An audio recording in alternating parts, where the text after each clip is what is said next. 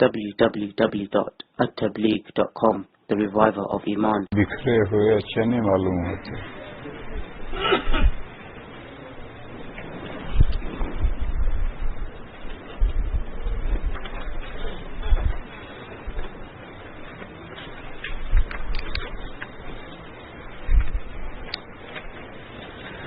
الحمدللہ الحمدللہ الحمدللہ.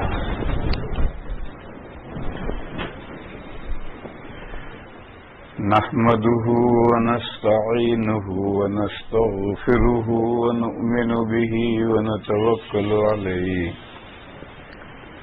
ونعوذ بالله من شرور أنفسنا ومن سيئات أعمالنا. من يهده الله فلا مضل له ومن يضلله فلا هادي له. وأشهد أن لا إله إلا الله وحده لا شريك له.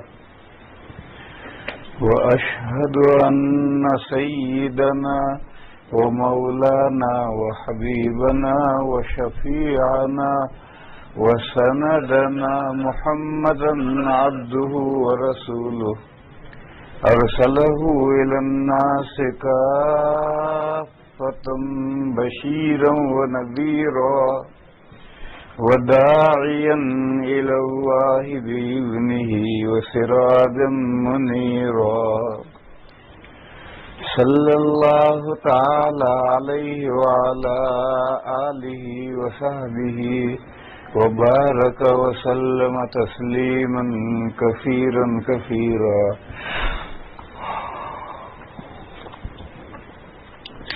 بزرگ اور بھائیو، اللہ کا شکر ہے، اللہ کا فضل ہے، اللہ کا کرم ہے کہ ہم ایک مرتبہ اور ساتھ ہو گئے اور کہنے سننے کا موقع ملا.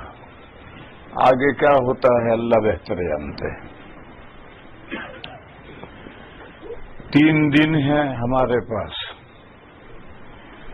عصر کے بعد اور عشاء کے بعد کا وقت ہے.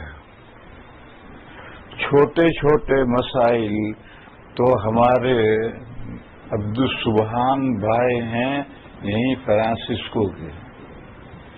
انہوں نے پہلے بھی 1.5 سال پہلے بھی فتاوی امریکہ کے نام سے ایک کتاب شائع کی تھی. اصل فتاوی بھی، ان کا عکس بھی اور ان کا انگریزی ترجمہ بھی، وہ آپ حضرات نے پڑھا ہوگا. اب انہوں نے اس کا حصے 2 شائع کیا ہے. اس میں اس ملک کی ضرورت کے مسائل انہوں نے پوچھے ہیں اور مفتیان کرام نے جواب دیے ہیں.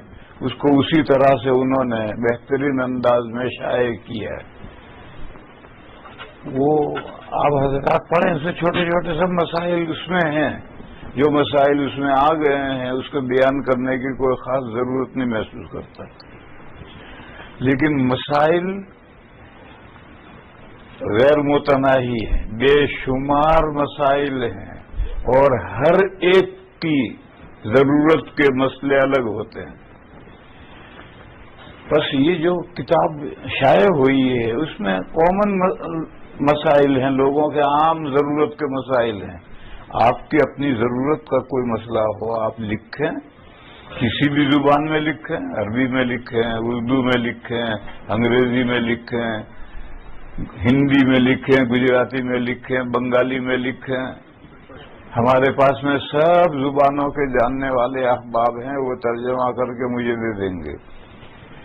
اور پہلے سے اگر یہ سوال آ جائیں اور مفتی مدثر صاحب کے پاس آ جائیں یا ہمارے جو امام صاحب ہیں ان کے پاس آ جائیں اور وہ مجھے پہلے سے پہنچا دیں اور میں اس پر ایک نظر ڈال لوں تو جواب دینے میں مجھے آسانی ہوگی.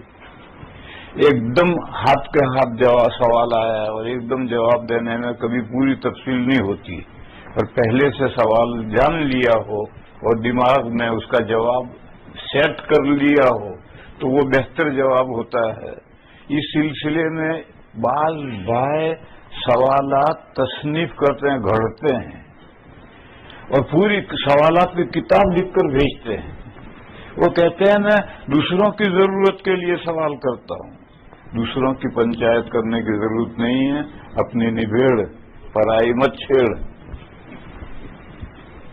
इसलिए अपनी जरूरत के मसले पूछो, दूसरों को फायदा पहुंचाने के लिए सवालात की पूरी किताब लिखने की जरूरत नहीं है।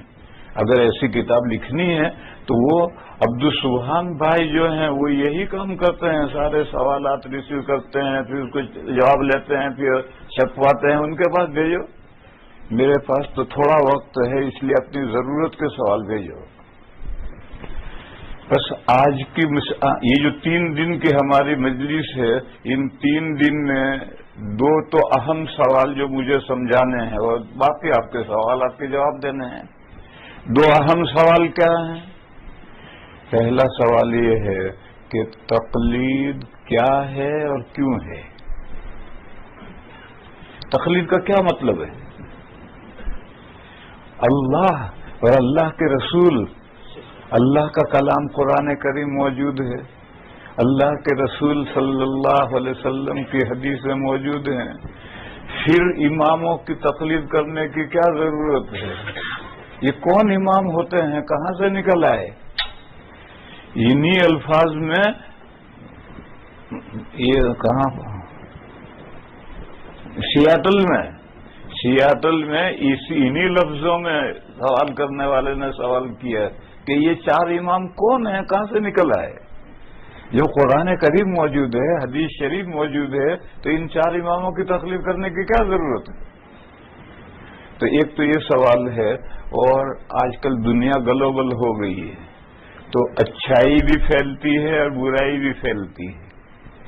तो ये जो सवालात हैं, क्वेश्चन हैं, एतराजात हैं, ये भी फैलते हैं। तो हो सकता है यहां भी लोगों के जहनों में बात हो। लिहाजा एक तो ये मसला समझाना है कि तकलीद क्या है और क्यों है।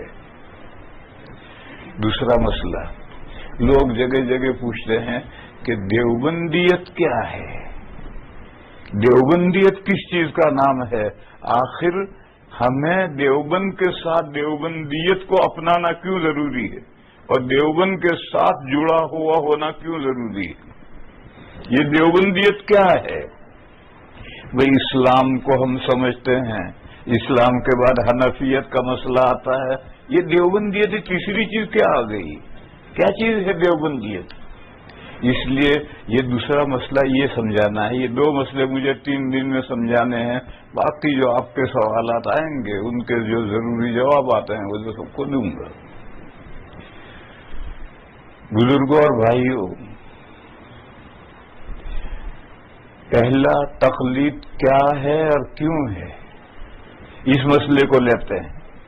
आप हज़रात अरबी नहीं जानते, बस लफ्ज सुना है तकलीद तकलीद तकलीद, मगर इस लफ्ज का मतलब क्या है वो आप हजरात नहीं जानते। अरबी जानते हो तो ये लफ्ज का मतलब समझ में आए। और कुछ हजरात ने इस लफ्ज का लोगों के जहनों में गलत मतलब डाला है, और ऐसा मतलब डाला है कि आदमी की तबीयत मुतनफिर हो जाती है कि ला हौल वला कुव्वत, ये तकलीद क्या है, हम नहीं तकलीद करते। वो गलत मतलब डाला है कुछ लोगों ने जानबूझकर। वो कहते हैं तकलीद ये है कि अपने गले में फंदा डालो, उसमें रस्सी बांध करके किसी के हाथ में दे दो कि ले जा, तुझे मुझे जहां ले जाना हो ले जा। ये तकलीद के माना समझाते हैं कि तकलीद के माने अपने गर्दन में फंदा डालो, फिर उसमें रस्सी बांध कर दूसरे के हाथ में दे दो, ले जा मुझे जहां चाहे। अब आदमी समझता है कि भाई मैं कुत्ता क्यों बनूं, हर वाला को मैं कुत्ता क्यों बनूं, अपने गले में फंदा डालकर दूसरे के हाथ में रस्सी क्यों दे दूं। मेरे भाइयों, ये तकलीद का मफहूम है ही नहीं। ये जानबूझ करके ऐसा गलत मतलब तकलीद का समझाया जाता है लोगों को ताकि लोग तकलीद से मुतनफिर हो जाए।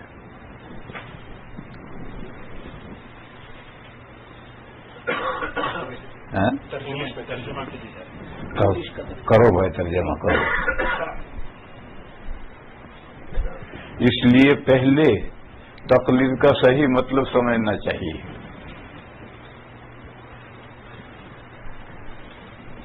अरबी में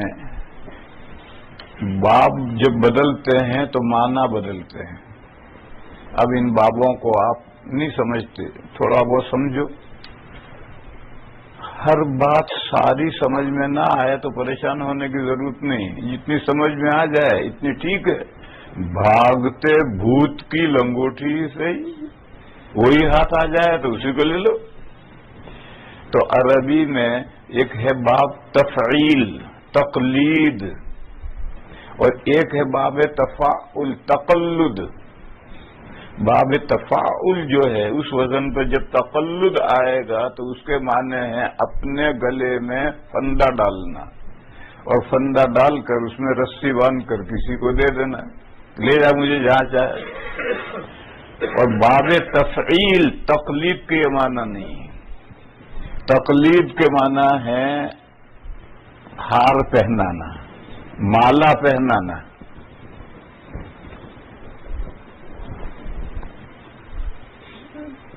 ایک مثال سے اسے سمجھو. آج کی ٹرین سے 3 لیڈر آ رہے ہیں، ٹرین سے نہیں پلین سے 3 لیڈر آ رہے ہیں. یہاں کی پارٹیوں کے تو مجھے نام نہیں معلوم. انڈیا میں آ جاؤ، ایک کانگریس کا لیڈر آ رہا ہے، ایک بی جے پی کا لیڈر آ رہا ہے، ایک کمیونسٹ کا لیڈر آ رہا ہے. 3 لیڈر آ رہے ہیں اور تینوں پارٹیوں کے ورکر پھول ہار لے کر مالائیں لے کر ایئرپورٹ پر پہنچے ہیں ویلکم کرنے کے لیے. پلین لینڈ ہوا، کانگریس کا لیڈر آتا ہوا نظر آیا تو جو کانگریس کے ورکر ہیں وہ اچھلیں گے کودیں گے، زندہ باد مرد آباد، زندہ باد مرد آباد. پھر جب وہ قریب آئے گا تو مالائیں پہنائیں گے سب. یہ ہے تقلید. یہ جو مالائیں پہنائی اس کا نام ہے تقلید. پھر جب وہ ساری مالائیں پہن لے گا اور چلے گا گدھے جتنا بوجھ اٹھا کر، تو سب ورکر کانگریس کے ورکر اس کے پیچھے چلیں گے. اس کا نام ہے فالوئنگ. یہ ہے تقلید. کسی کو عقیدت کا ہار پہنانا پھر اس کے پیچھے پیچھے چلنا، یہ تقلید کے معنی ہے. 2 کھڑے ہیں، وہ اچھل کود کر نہیں رہے، پھر بی جے پی کا لیڈر آتا ہوا نظر آیا تو اس کے ورکر بھی یہی کام کریں گے. پھر تیسرے کھڑے ہیں، جب کمیونسٹ کا لیڈر نظر آئے گا تو وہ یہ کام کریں گے. سب اپنے اپنے لیڈر کو مالائیں پہنائیں گے عقیدت کے ہار پہنا کر. پھر جب وہ چلے گا تو اس کے پیچھے پیچھے چلیں گے. یہ ہے تقلید اور فالوئنگ.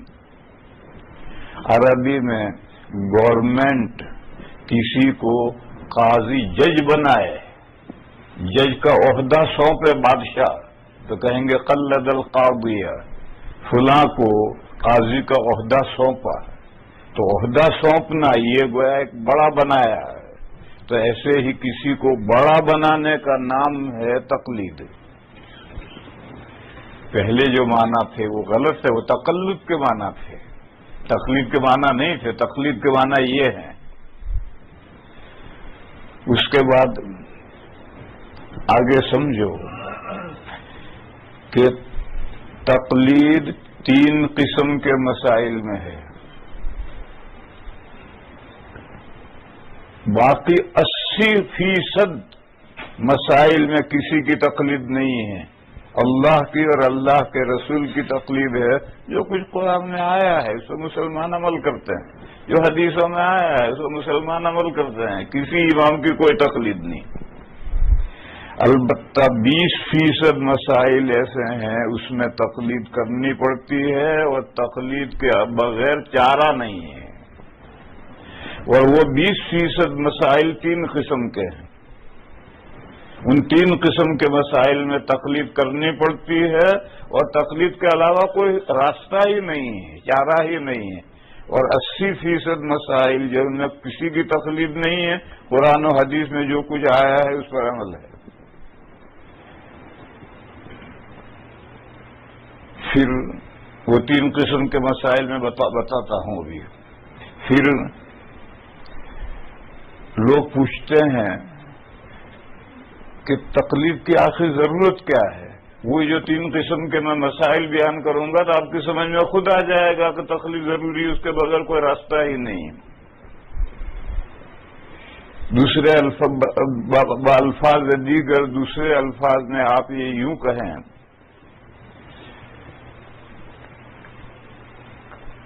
کیا ہر مسلمان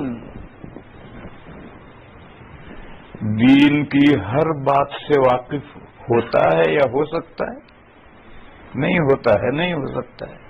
بس جو مسلمان دین کی کسی بات سے واقف نہیں ہے تو وہ دین پر عمل کیسے کرے گا؟ کسی سے پوچھے گا، کسی عالم سے پوچھے گا اور وہ جو بتائے گا اس پر عمل کرے گا۔ اسی کا نام تو تقلید ہے۔ تقلید کے کوئی سر سنگ نہیں ہوتے ہیں۔ تقلید کا اتنا ہی مفہوم ہے کہ ہر مسلمان دین کی ہر بات سے واقف نہیں ہو سکتا اور سارے دین پر عمل کرنا ضروری ہے۔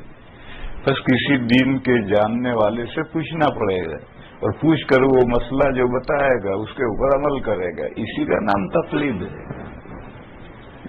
اللہ پاک کا ارشاد ہے فَاسْأَلُوا أَهْلَ الذِّكْرِ إِن كُنتُمْ لَا تَعْلَمُونَ۔ اگر تم جانتے نہیں ہو یعنی دین کی کوئی بات جانتے نہیں ہو تو دین کی باتیں جاننے والوں سے پوچھو اور وہ پوچھ کر کے وہ جس طرح سے جو مسئلہ بتائے اس پر عمل کرو۔ حدیث شریف میں ہے انما شفاء العی السؤال، درماندہ کی شفا پوچھنے میں ہے۔ آپ ڈرائیونگ کرتے جا رہے ہیں اور آپ کے پاس GPU نہیں ہے اور راستہ سمجھ میں نہیں آیا تو جہاں پولیس والا ہے وہاں گاڑی روکو اور پولیس والے سے پوچھو، وہ راستہ بتائے گا۔ ہمارے انڈیا میں تو GPU ہے ہی نہیں اور جگہ جگہ آدمی راستہ بھول سکتا ہے تو کہیں بھی روکو اور کسی سے بھی پوچھو۔ یہاں پولیس والے کے پاس روکیو اور تو کوئی رکے گا ہی نہیں، پولیس والا جہاں کھڑا ہے وہاں روکو۔ ہمارے یہاں تو ہر جگہ روک سکتے ہیں، لہذا کوئی بھی آج انسان مل گیا گاڑی روکو، اسے پوچھو کہ فلاں جگہ جانا ہے، راستہ کون سا ہے۔ تو اللہ تو حدیث شریف یہ کہہ رہی ہے کہ درماندہ تھکا ہوا کدھر جاؤں سمجھ میں نہیں آتا، تھکا ہوا اس کی شفا پوچھنے میں ہے۔ بس دین کی ایک بات نہیں جانتا تو تھکا ہوا ہے، اس کی شفا پوچھنے میں ہے۔ پوچھو، پوچھا مفتی مدثر صاحب سے پوچھا، انہوں نے مسئلہ بتایا۔ اب وہ کہے کہ وائے، ارے تجھے وائے کی ضرورت تھی تو مسئلہ پوچھنے کیوں آئے؟ یہ بیچارہ مسئلہ ہی نہیں جانتا، وہ اس کی وائے کیا ہوتی ہے؟ اس کو تو سادہ سا مسئلہ بتاؤ، جا عمل کر۔ دلیل سمجھنا تو اس آدمی کا کام ہے کہ جو مسئلہ جانتا ہے دلیل نہیں جانتا ہے، تو وہ دلیل پوچھ سکتا ہے تو ہم اس کو قرآن و حدیث سے دلیل بتائیں گے، لیکن جو بیچارہ مسئلہ ہی نہیں جانتا وہ دلیل پوچھے تو اس کو حماقت نہیں کہیں گے تو اور کیا کہیں گے؟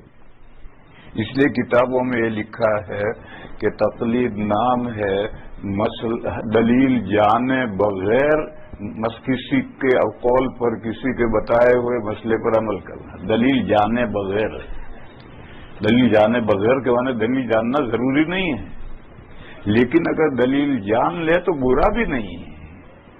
اگر کوئی مفتی بالغ نظر ہے اور اس نے مسئلہ بھی بتایا اور وائے کا جواب بھی دے دیا تو سبحان اللہ، لیکن یہ ضروری نہیں ہے۔ وہ تو مسئلہ ہی نہیں جانتا، مسئلہ اس کو بتلا دیا، دلیل جاننا ضروری نہیں ہے، دلیل جانے بغیر وہ عمل کرے۔ پھر کبھی ایسا بھی ہوتا ہے کہ کوئی نئی بات ہوتی ہے اور نئی بات میں شروع میں رائیں غلط نکلتی، تو مفتی صاحب نے فتویٰ دیا، اس پر اس نے عمل کر لیا، بعد میں رائے بدل گئی کہ پہلی رائے غلط تھی، اس کا عمل صحیح ہو گیا، اس کا عمل صحیح ہو گیا۔ کیونکہ وہ نیا مسئلہ ہوگا تو مفتی اجتہاد سے جواب دے گا، قرآن و حدیث میں غور و فکر کر کے مسئلہ نکالے گا اور جواب دے گا۔ اور اجتہاد میں غلطی ہو جائے تو بھی ایک لڈو ملتا ہے۔ حدیث شریف ہے، اذا حکم الحاکم فاجتہد فاصاب، مجتہد کسی مسئلے میں انتہائی غور و فکر کر کے، قرآن و حدیث میں غور و فکر کر کے مسئلے کا جواب بتائے، اور وہ جواب نفس الامر کے مطابق صحیح ہو گیا ہے تو 2 اجر ملیں گے، اور اگر نفس الامر کے مطابق صحیح نہیں ہوا، چوک گیا، ثواب کو چوک گیا، تو 1 اجر ملے گا۔ یہ حدیث شریف ہے، ترمذی شریف میں حدیث ہے۔ بس مجتہد اگر غلطی بھی کرے گا تو اس کو 1 اجر ملے گا، بس اس نے جو مسئلہ بتایا ہے اور ابھی وہ مسئلہ صحیح ہے، آگے جا کر پتہ چلے گا کہ یہ رائے غلط تھی، لیکن جس زمانے میں یہ رائے تھی وہ مسئلہ بتایا اور اس نے عمل کیا، تو مسئلہ بتانا بھی صحیح ہے، اس کا عمل کرنا بھی صحیح ہے۔ پھر رائے بدل گئی، پھر اب مسئلہ بدل جائے گا۔ اس کی بہت ساری میں مثالیں آپ کو دے سکتا ہوں۔ یہ جو گھڑی نکلی تو آپ کے دارالعلوم دیوبند کے دارالافتاء نے فتویٰ دیا کہ یہ گھڑی باندھنا مکروہ تحریمی ہے، یہ عورتوں کی چوڑی ہے، لہذا عورتوں کے ساتھ مشابہت ہے۔ اور حدیث شریف میں ممانعت آئی ہے، مرد عورتوں کی مشابہت اختیار نہ کریں، عورتیں مردوں کی مشابہت اختیار نہ کریں۔ حدیث شریف ہے اعلیٰ درجے کی، مرد عورتوں کی مشابہت اختیار نہ کریں، عورتیں مردوں کی مشابہت اختیار نہ کریں۔ تو کہا یہ گھڑی جو باندھ رکھی ہے، یہ چوڑی پہنی، عورتوں کے ساتھ مشابہت ہو گئی، لہذا یہ گھڑی باندھنا جو مکروہ تحریمی ہے۔ یہ دارالعلوم دیوبند نے فتویٰ دیا تھا، اور فتاوی دارالعلوم میں یہ فتویٰ چھپا ہوا بھی ہے، مگر بعد میں یہ مسئلہ بدل گیا، اور آج وہیں دارالافتاء میں جو مفتی بیٹھے ہیں انہوں نے گھڑیاں باندھ رکھی، جہاں سے یہ فتویٰ صادر ہوا تھا وہیں مفتیوں نے گھڑیاں باندھ رکھی۔ کیوں؟ پہلے یہ رائے تھی، اس وقت لوگ اس پر عمل کرتے تھے، پھر رائے بدل گئی۔ کیوں بدل گئی؟ چوڑی اور گھڑی آخر میں تو ایک وزن ہے، مگر دیکھنے میں چوڑی الگ ہے، گھڑی الگ ہے، اس لیے گھڑی کو چوڑی کے حکم میں رکھنا یہ بات صحیح سمجھ میں نہیں آتی۔ بعد میں یہ سمجھ میں آیا کہ گھڑی کو چوڑی کے حکم میں رکھنا یہ بات سمجھ میں نہیں آتی۔ پھر گھڑی تو مرد بھی پہننے لگے، عورتیں بھی باندھنے لگی، تو اب وہ خصوصیت کہاں رہی کسی کی؟ تو یوں مسئلہ بدل گیا ہے، اور اب ہاتھ میں گھڑی باندھنا مکروہ نہیں رہا۔ تو اب یہ مسئلہ ہوا، پہلے یہ مسئلہ تھا، تو پہلے جو مسئلہ بتایا تھا اس میں غلطی ہو گئی، مگر اس وقت وہ بتلانا بھی صحیح تھا اور عمل کرنا بھی صحیح تھا۔ ریل گاڑی نکلی تو تمام مفتیوں نے فتویٰ دیا کہ چلتی ریل گاڑی میں فرض نماز کھڑے ہو کر رکوع سجدے کے ساتھ قبلے کی طرف منہ کر کے پڑھنا بھی جائز نہیں ہے، نماز نہیں ہوگی۔ یہ ریل گاڑی بیل گاڑی ہے، اور بیل گاڑی کا مسئلہ فقہ میں تھا کہ بیل گاڑی چل رہی ہے اور اس میں کوئی نماز پڑھے کھڑے ہو کر تو نماز نہیں ہوتی، تو انہوں نے کہا کہ ریل گاڑی بھی بیل گاڑی ہے۔ یہ فتویٰ دیا سارے ہندوستان کے انڈیا کے نہیں، ہندوستان ٹوٹ گیا اور 6 حکومتیں بن گئی، اس میں سے پاکستان، بنگلہ دیش، نیپال، تبت، انڈیا، برما، یہ سارا ہندوستان ہے۔ اس کو متحدہ ہندوستان کہتے ہیں، ایک ہندوستان۔ تو سارے ہندوستان کے مفتیوں نے فتویٰ دیا کہ چلتی ریل گاڑی میں اگر کوئی نماز پڑھے گا نماز نہیں ہوگی۔ سب سے پہلے حضرت مولانا اشرف علی صاحب تھانوی قدسہ سرہ نے رسالہ لکھا کہ چلتی ریل گاڑی میں اگر شرائط کے مطابق قبلے کی طرف منہ کرو، کھڑے ہو، رکوع سجدے کرو اور نماز پڑھو، تو حضرت نے فتویٰ دیا کہ نماز ہو جائے گی۔ حضرت نے فتویٰ دیا، پھر اب آہستہ آہستہ رائے بدلنے لگی اور بدلتے بدلتے پورا ہندوستان کے مفتی متفق ہو گئے کہ چلتی ریل گاڑی میں پڑی ہوئی نماز درست ہے۔ تو دیکھو جب لوگ سارے یوں فتویٰ دیتے تھے تو یوں مسئلہ تھا، اب رائے بدلی اور یوں بس فتویٰ دیا تو اب دوسری رائے ہو گئی۔ اب لوگ پڑھتے ہیں، ریل گاڑی میں پڑھتے ہیں نماز۔ پھر ہوائی جہاز آیا تو ہندوستان کے سارے مفتیوں نے فتویٰ دیا کہ اڑتے ہوئے ہوائی جہاز میں نماز پڑھ ہی نہیں سکتے۔ انہوں نے کہا کہ سجدہ کرنے کے لیے مٹی پر ماتھا رکھنا ضروری ہے، تب سجدہ ہوگا۔ وہ تو ہوا میں اڑ رہا ہے، بس آپ سجدہ کریں گے تو زمین پر ماتھا پیشانی کہاں رکھی، لہذا اڑتے ہوئے جو ہوائی جہاز میں نماز پڑھنے سے نماز نہیں ہوگی۔ یہ سارے مفتیوں کا فتویٰ تھا اور کل گزشتہ تک یہی فتویٰ تھا۔ پھر ہمارے ہندوستان کے گجرات کے بڑے مفتی گزرے ہیں، حضرت مفتی عبدالرحیم صاحب لاجپوری، ان کے فتاوی رحیمیہ چھپے ہوئے ہیں، 5 جلدوں میں بھی چھپے ہیں، 10 جلدوں میں بھی چھپے ہیں، اور یہاں ہوں گے لوگوں کے پاس۔ وہ فتاوی کیونکہ مفتی صاحب گجرات میں تھے اور وہ فتاوی اردو میں تھے، اردو کے پریس دیوبند میں تھے، دلی میں تھے، تو وہ سارے فتاوی رحیمیہ میری نگرانی میں چھپے ہیں۔ میں نے اس کو سارا پڑھا ہے، اس کو دیکھا ہے۔ اس میں فتویٰ انہوں نے دیا کہ اڑتے ہوئے ہوائی جہاز میں کرو تو نماز پڑھ سکتا ہے، مسافر نہیں پڑھ سکتا۔ لے عجیب مسئلہ کہ کرو نماز پڑھے تو اس کی نماز ہو جائے گی اور مسافر پڑھے تو نماز نہیں ہوگی۔ تو میں نے حضرت مفتی صاحب رحمہ اللہ کو خط لکھا کہ بھئی یہ نماز کے تعلق سے کرو اور مسافر کا کیا فرق ہو؟ تو ان کا جواب آیا کہ میری رائے یہی ہے۔ تو میں نے ویسا ہی اس کو باقی رکھا اور میں نے چھاپ دیا۔ پھر اس سے زمانہ آگے بڑھا، اب تو فرق ہو گیا کرو اور مسافر کا۔ پھر زمانہ آگے بڑھا تو جو نیک بندے اللہ کے ہیں وہ بغیر فتوے کے اڑتے ہوئے ہوائی جہاز میں نمازیں پڑھنے لگے، تو پھر مفتی بھی ان کے پیچھے پیچھے فتویٰ دینے لگے کہ ہو گئی نماز، وہ بھی پیچھے پیچھے چلے اور کا نماز ہو گئی۔ اور کل سب متفق ہو جائیں گے، بلکہ آج بھی سب متفق ہیں کہ اگر اڑتے ہوئے ہوائی جہاز میں آپ صحیح طریقے پر قاعدے سے نماز پڑھ سکیں، قبلے کی طرف منہ کر سکیں، قبلے کا پتہ چلنا آسان ہے، پائلٹ بتا دیتا ہے۔ وہ بہن جو ہوتی ہے نا سسٹر، وہ بھی اس سے کہو، وہ جا کے پائلٹ سے بتا کر آئے کہ بہن ہے وہ، جیسے تمہارے جی پی او میں خالہ بولتی ہے، جی پی او میں بولتی وہ خالہ بولتی ہے، یہ سسٹر ہے بیچاری۔ تو قبلے کی طرف منہ کرو، کھڑے ہو، رکوع سجدہ کرو اور پڑھو، نماز تو ہو جائے گی۔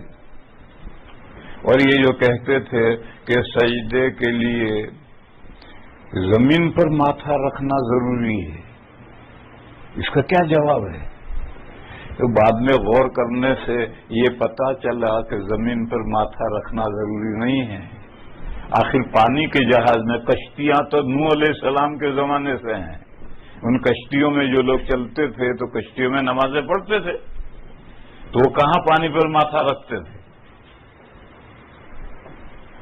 پھر کسی نے کہا کہ وہ کشتی پانی کے واسطے سے زمین پر ٹھہری ہوئی، تو کشتی میں سر رکھا تو پانی کے واسطے سے مٹی پر سر ٹک گیا۔ تو کہا یہ تو ہوائی جہاز میں بھی ہے، اپنے سطح پر پیر رکھا تو ہوا جو ہے نیچے ہوا ہے، हवा के वास्ते से आपने सर रख दिया जमीन पर। पानी का वास्ता हो सकता था, हवा का वास्ता क्यों नहीं हो सकता? बल्कि अब तो जमाना इतना आगे पहुंच गया है कि लोग सितारों में जाने के लिए चांद गाड़ी में जाते हैं, सितारों पर उतरते हैं, फिजा में उतरते हैं और फिजा में टहलते हैं। तो वहां नमाज का वक्त हो जाए नमाज नहीं पढ़ेंगे? वहां भी नमाज पढ़ेंगे। चांद में वक्त हो जाए वहां भी नमाज पढ़ेंगे। फिजा में चांद गाड़ी से निकले वहां भी नमाज पढ़ेंगे। वुजू नहीं है तो एक ढेला लेकर जाओ, तयम्मुम कर लो। नमाज हर जगह पढ़नी है। मालूम हुआ तो सजदा किस चीज का नाम है? आदमी खड़ा है तो पैर, जिस लेवल पर पैर हैं उस लेवल पर सर को ले आओ, यानी इंसान का तरफे आला, तरफे असफल नीचे वाला जो लेवल है उस लेवल पर सर को ले आओ।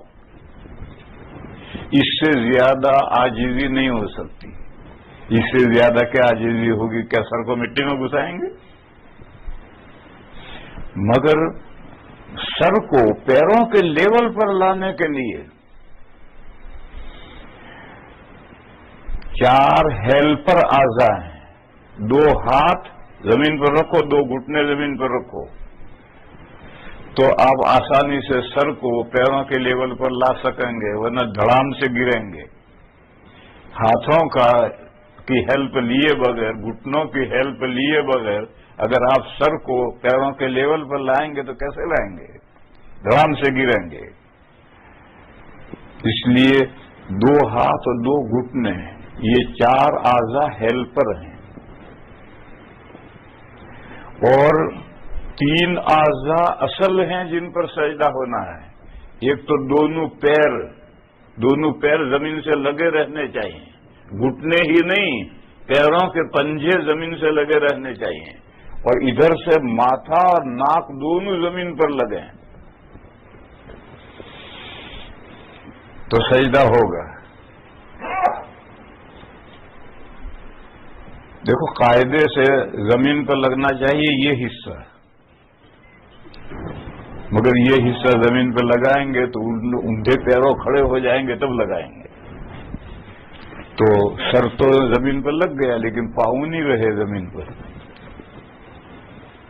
इसलिए इस हिस्से के बजाय शरीयत ने इसको और इसको लिया कि माथा लगाओ और नाक लगाओ, दोनों दबा कर लगाओ। इधर पैर यूं हम खड़े हैं, इस हाल में ये पैर लगे हैं, इस हाल में हम सर नीचे कैसे लाएंगे?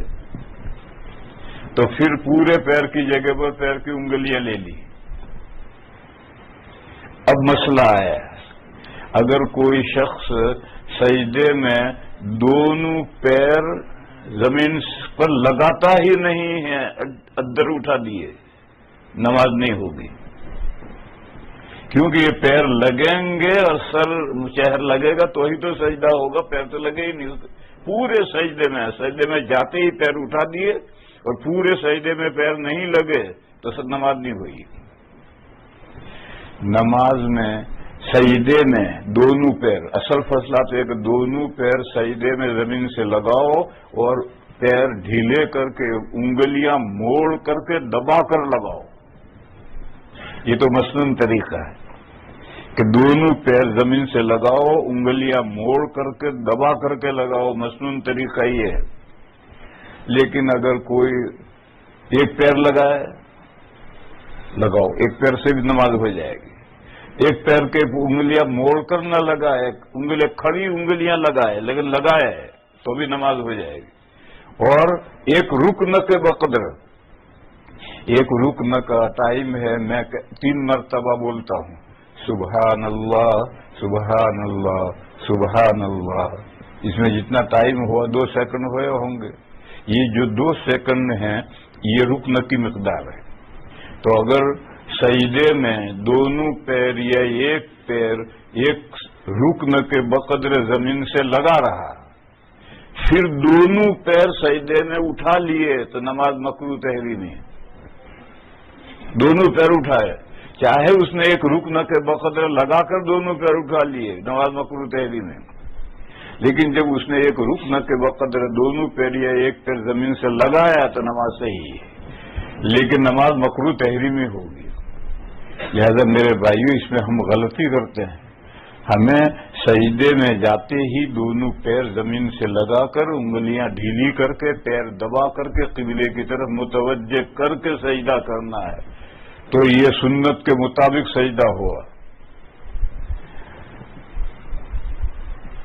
بس سجدے کی ڈیفینیشن یہ ہوئی کہ نیچے کا جو بدن کا جو نچلا حصہ ہے اس لیول پر اگلا حصہ لے آؤ، تو یہ غایت تواضع ہوئی، آخری درجے کی عاجزی ہوئی، اس سے آگے عاجزی کا کوئی درجہ نہیں۔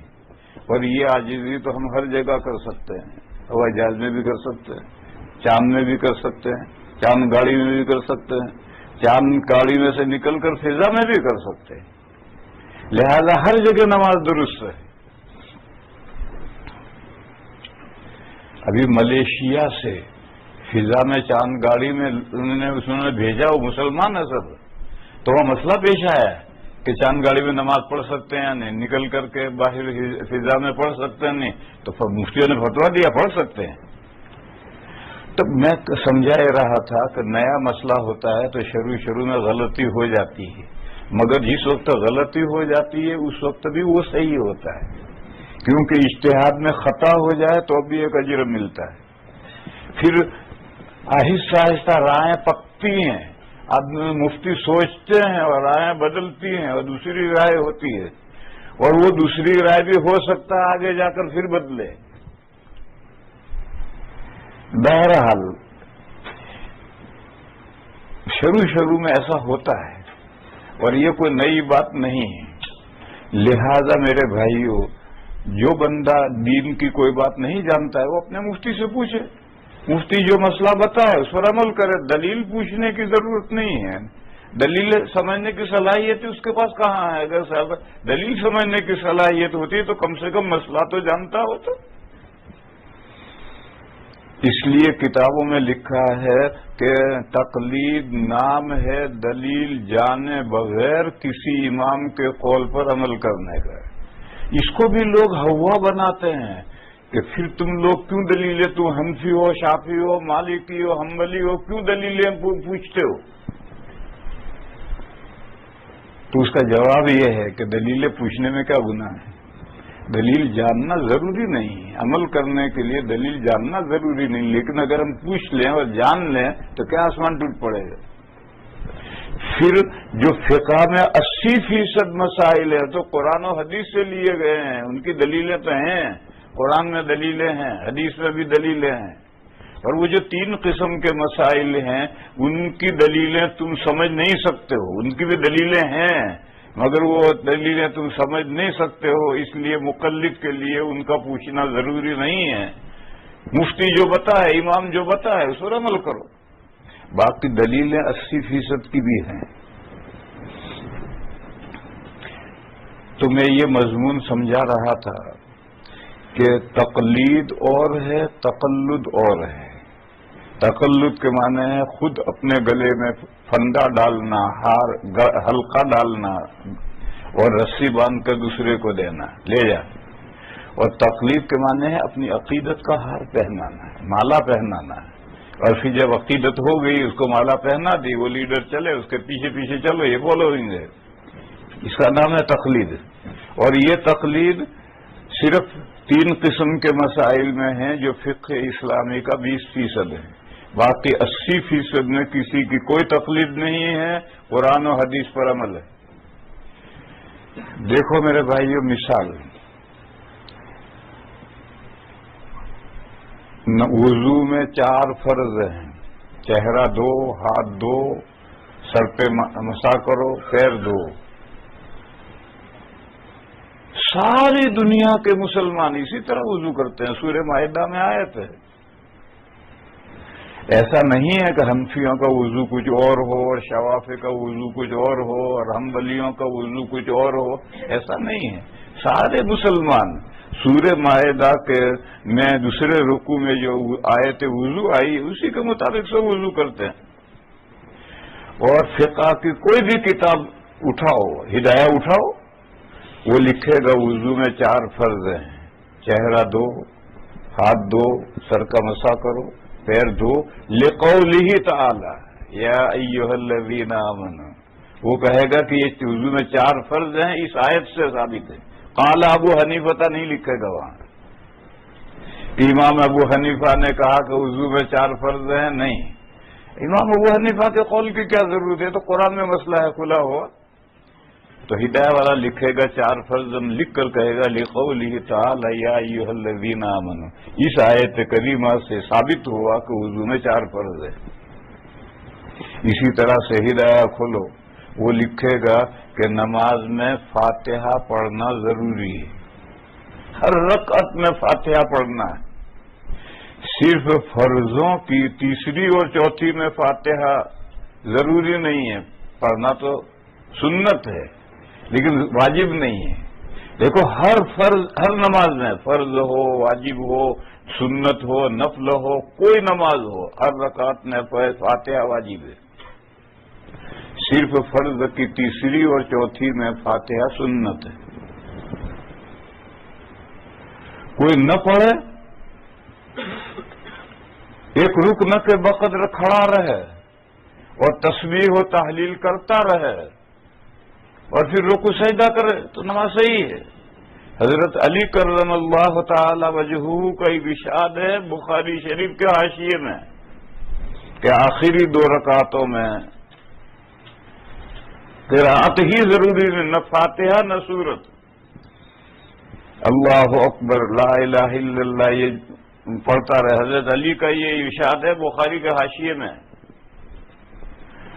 اور سورت ملانا ضروری نہیں ہے، یہ تو بخاری شریف میں حضرت ابو قتادہ کی حدیث ہے کہ آخری 2 رکعتوں میں صرف فاتحہ پڑھنا سنت ہے، واجب نہیں، سنت ہے۔ بس اگر کوئی فاتحہ نہ پڑھے تو سجدے سہو نہیں ہے، اور اگر بھول کر فاتحہ کے سورت بھی پڑھ لے تو بھی سجدے سہو نہیں۔ آخری 2 رکعتوں میں، مغرب کی تیسری میں، ظہر عصر عشاء کی آخری 2 رکعتوں میں آدمی تنہا نماز پڑھ رہا ہے تو پہلے 2 میں تو فاتحہ بھی واجب ہے، سورت ملانا بھی واجب ہے۔ اگر فاتحہ رہ گیا تو سجدے سہو کرو، فاتحہ ملایا، سورت ملانا بھول گیا، سجدے سہو کرو۔ لیکن آخری 2 رکعتوں میں فاتحہ پڑھنا سنت ہے، واجب نہیں ہے۔ بس اگر کوئی فاتحہ نہ پڑھے تو سجدے سہو نہیں۔ اور حضرت علی کا قول ہے بخاری کے حاشیے میں کہ اذا حلل او کبر، اگر آخری 2 رکعتوں میں لا الہ الا اللہ کہتا رہا، اللہ اکبر کہتا رہا تو نماز درست ہے، سجدے سہو کی ضرورت نہیں۔ اور سورت ملانی نہیں، یہ حضرت ابو قتادہ رضی اللہ عنہ کی حدیث میں یہ بات ہے اور وہ بخاری میں ہے۔ وہ پہلی بات تو بخاری کے حاشیے میں ہے، یہ تو بخاری میں ہے کہ آخری 2 رکعتوں میں سورت نہیں ملانی، لیکن اگر کوئی بھول کر سورت ملا لے تو سجدے سہو نہیں۔ خیر، ہدایہ میں جہاں یہ مسئلہ لکھا ہوگا کہ نماز کی ہر رکعت میں فاتحہ واجب ہے تو وہ کہے گا لقولہ علیہ السلام لا صلاۃ لمن لم یقرأ بفاتحۃ الکتاب، وہ کہے گا یہ مسئلہ اس حدیث سے ثابت ہے۔ میں امام ابو حنیفہ کا قول نہیں لکھے گا کیونکہ تو حدیث میں مسئلہ ہے، لہذا وہ حدیث کا حوالہ دے گا۔ تو فقہ کی کتابوں میں جہاں جہاں مسائل لکھ کر قرآن کا حوالہ ہے یا حدیثوں کا حوالہ ہے تو وہ مسائل قرآن و حدیث سے لیے ہوئے ہیں، وہ ائمہ کی کسی امام کی اس میں تقلید نہیں ہے۔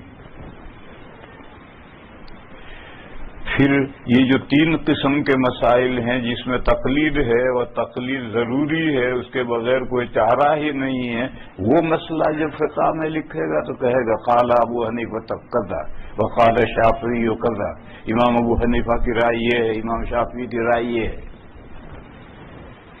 وہاں ائمہ کے نام لکھیں گے۔ وہ 3 قسم کے مسائل کیا ہیں؟ بات پھیلتی چلی جائے گی تو مغرب تک موضوع پورا نہیں ہوگا، اسے سمیٹ لوں میں۔ وہ 3 قسم کے مسائل کیا؟ پہلے دیکھو، قرآن کریم میں نسخ ہوا ہے اور جو منسوخ آیتیں ہیں وہ اللہ نے واپس لے لی، بھلا دی ہیں، حضور بھی بھول گئے، امت بھی بھول گئی۔ نسخ کا واپس لینے کا ایک طریقہ یہ تھا، سنقرئک فلا تنسى الا ما شاء اللہ، ہم آپ کو پڑھائیں گے، آپ اس کو کبھی بھولیں گے نہیں، ہاں جس کو ہم بلانا چاہیں اس کو بلا دیں گے۔ تو نسخ کی ایک صورت یہ تھی۔ پھر یہ اس میں اختلاف ہوا ہے کہ ہمارے پاس جو موجودہ قرآن کریم میں ہے، اس میں کیا کوئی ایسی آیت ہے جو منسوخ ہے؟ ایک رائے یہ کہ ہیں ایسی آیتیں۔ پہلے علماء کہتے تھے 500 آیتیں اس قرآن میں منسوخ ہیں، پھر لوگوں نے غور کیا، کہا کہ نہیں 20 آیتیں منسوخ ہیں۔ سیوطی رحمت اللہ علیہ نے کہا 20 آیتیں منسوخ۔ پھر زمانہ آگے بڑھا، حضرت شاہ ولی اللہ صاحب کا وہ زمانہ آیا، انہوں نے کہا 5 آیتیں منسوخ ہیں۔ شاہ ولی اللہ صاحب آج سے 250-300 سال پہلے ہوئے ہیں، انہوں نے کہا 5 آیتیں منسوخ ہیں۔ پھر زمانہ آگے بڑھا، مولانا عبدالصمد رحمانی منگیر کے ہیں، ان کا دور آیا، انہوں نے کتاب لکھی اور انہوں نے کہا کہ اس قرآن کریم میں کوئی آیت منسوخ نہیں ہے۔ تو بہرحال اس میں تو مولویوں میں جھگڑا ہوا کہ اس قرآن کے اندر منسوخ آیتیں ہیں یا نہیں ہیں، رائے مختلف ہوئی۔ میری رائے اس مسئلے میں یہ ہے، جو لیٹسٹ رائے ہے، مولانا عبدالصمد رحمانی ابھی انتقال ہوا ہے، ان کی اردو میں کتاب ہے، تو لیٹسٹ جو رائے ہے وہی رائے میری ہے کہ قرآن کریم میں ایسی کوئی آیت نہیں ہے کہ وہ اپنے تمام مواد میں یعنی شکلوں میں یعنی صورتوں میں منسوخ ہو، ایسی کوئی آیت نہیں ہے۔ ایسی آیتیں ہیں کہ کسی وقت وہ عمل نہیں ہے، دوسرے وقتوں میں جب ضرورت پڑے گی عمل شروع ہو۔ جیسے دشمن سے مقابلہ ہو تو ایک دو کا مقابلہ ضروری ہے یا 10 کا مقابلہ ضروری ہے؟ قرآن میں 10 کی بھی آیت ہے کہ ایک مسلمان کے لیے ضروری ہے کہ 10 دشمنوں کا مقابلہ کرے، بھاگ نہیں سکتا، اور یہ بھی آیت ہے کہ ایک مسلمان کے لیے ضروری ہے کہ 2 دشمنوں کا مقابلہ کرے، بھاگ نہیں سکتا، اس سے زیادہ ہو پھر بھاگ سکتا ہے۔ یہ دونوں آیتیں ہیں۔ جب مسلمان کافی تعداد میں ہوں تو بہادری کم ہو جائے گی، تعداد زیادہ ہو، ہمارے لشکر کی، مسلمانوں کے لشکر کی تعداد بہت زیادہ ہو تو بہادری کم ہو جائے گی۔ تو اب 2 کا مقابلہ ضروری ہے، 3 مقابل ہو تو بھاگ سکتے، لیکن مسلمانوں کا لشکر ہے ہی چند آدمیوں کا، تو ہر آدمی میں بہادری بڑھے گی، تو اب 10 کا مقابلہ ضروری ہے۔ 11 ہو تو آپ بھاگ سکتے ہیں، 10 تک بھاگنا جائز نہیں۔ جب بھی لشکر زیادہ ہوگا تو بزدلی آئے گی، لشکر کم ہوگا تو بہادری پیدا ہوگی۔ ہمیشہ بدر کے اندر مسلمان کتنے تھے؟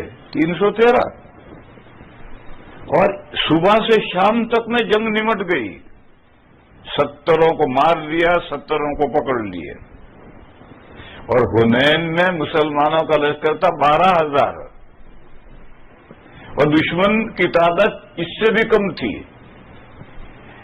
جنگ شروع ہوئی، مسلمانوں کے لشکر میں بھگدڑ مچ گئی، میدان میں نبی پاک صلی اللہ تعالی علیہ وسلم اور 12 صحابہ رہ ہوئے، باقی سب میدان سے بھاگ لیے، 12,000 کا لشکر تھا۔ اس مثال سے سمجھو کہ لشکر جب بھی زیادہ ہوگا تو طبیعتوں میں بزدلی پیدا ہوگی، کمزوری پیدا ہوگی، اور لشکر کم ہوگا تو بہادری پیدا ہوگی۔ وجہ اس کی کیا ہے؟ 3 آدمی ہیں تو تینوں یہ سمجھیں گے کہ بھئی ہماری ذمہ داری ہے اس کام کو پورا کرنے کی، اور 300 آدمی ہیں تو آدمی سمجھے گا بھی دوسرا پورا کر لے گا، وہ سمجھا تیسرا پورا کر لے گا، وہ چوتھا پورا کر لے گا، یوں کمزوری دلوں میں پیدا ہو جاتی۔ بہرحال یہ دونوں آیتیں ہیں کہ 10 گنا کا مقابلہ بھی ضروری ہے اور دگنا کا مقابلہ بھی ضروری ہے، تو یہ 10 گنے کا مقابلہ ہے، یہ معمول بہا اس وقت ہے جب مسلمان لشکر کی تعداد بہت تھوڑی ہو۔ تو اس طرح سے قرآن کریم میں ایسی آیتیں ہیں جو بعض مواد میں منسوخ ہیں، بعض مواد میں معمول بہا ہے، لیکن احادیث شریفہ منسوخ حدیثیں بھی ان کتابوں میں ہیں، ناسخ حدیثیں بھی ان کتابوں میں ہیں، وہ بھلائی نہیں، کوئی برا نہیں، وہ سب حدیث کی کتابوں میں ہیں، منسوخ بھی ناسخ بھی۔ ظاہر ہے عمل منسوخ پر نہیں ہوگا، ناسخ پر عمل ہوگا۔ پھر اگر حدیث کے اندر قرینہ ہے کہ یہ حکم پہلے کا، یہ حکم بعد کا، تو جو بعد کا حکم ہے اس پر عمل کریں گے، اور اگر حدیث میں قرینہ نہیں ہے، صحابی نے بتلایا ہے کہ یہ حکم پہلے کا ہے، یہ حکم بعد کا ہے، تو اس طرح سے عمل کریں گے۔ جیسے حضور نے فرمایا نہیتکم عن زیارت القبور الا فزوروها، میں نے تمہیں قبرستان جانے سے منع کیا تھا، اب قبرستان جاؤ۔ قبرستان جانے سے دنیا سے دل اکھڑتا ہے اور آخرت یا آخرت کی رغبت پیدا ہوتی ہے، آخرت کی طرف دل راغب ہوتا ہے، لہذا قبرستان جایا کرو۔ اب قبرستان جانے کا سلسلہ رواج ہی ختم ہو گیا، کوئی اس حدیث پر عمل کرتا ہی نہیں۔ لوگ بزرگوں کی قبر پر جاتے ہیں، لیکن بزرگوں کی قبر پر جانا یہ اس حدیث شریف کا مصداق نہیں ہے۔ اپنے گاؤں کا قبرستان جو گورے غریبہ ہیں وہاں جاؤ، وہاں تمہارے ابا بھی لیٹے ہیں، امی بھی لیٹی ہیں، چچا بھی لیٹے ہیں، دادا بھی لیٹے ہیں، سارے رشتہ دار وہاں لیٹے ہیں، وہاں جا کر کے دنیا سے دل اکھڑے گا اور اللہ آخرت کی طرف رغبت ہوگی کہ کل مجھے بھی آ کر یہاں لیٹنا ہے۔ اولیاء کی قبروں پر جانے سے یہ مقصد حاصل نہیں ہوتا ہے۔ تو ہمارے اندر اولیاء کی قبروں پر جانے کا تو خوب رواج ہے، دیوبندیوں میں بھی رواج چل پڑا ہے، بزرگوں کی قبروں پر جائیں گے۔ دوسروں کے اندر تو پہلے سے ہی رواج ہے مزارات پر جانے کا، وہ اس حدیث پر عمل نہیں ہے۔ اس حدیث پر عمل تو یہ کہ آپ اپنے گاؤں کے قبرستان میں جائیے، گھور غریبہ میں جائیے، وہاں ان کو ایصال ثواب کیجیے، وہاں آپ کو اپنے رشتہ دار لیٹے ہوئے نظر آئیں گے، تو وہاں آپ کا دل دنیا سے اکھڑے گا، آخرت کی طرف رغبت ہوگی۔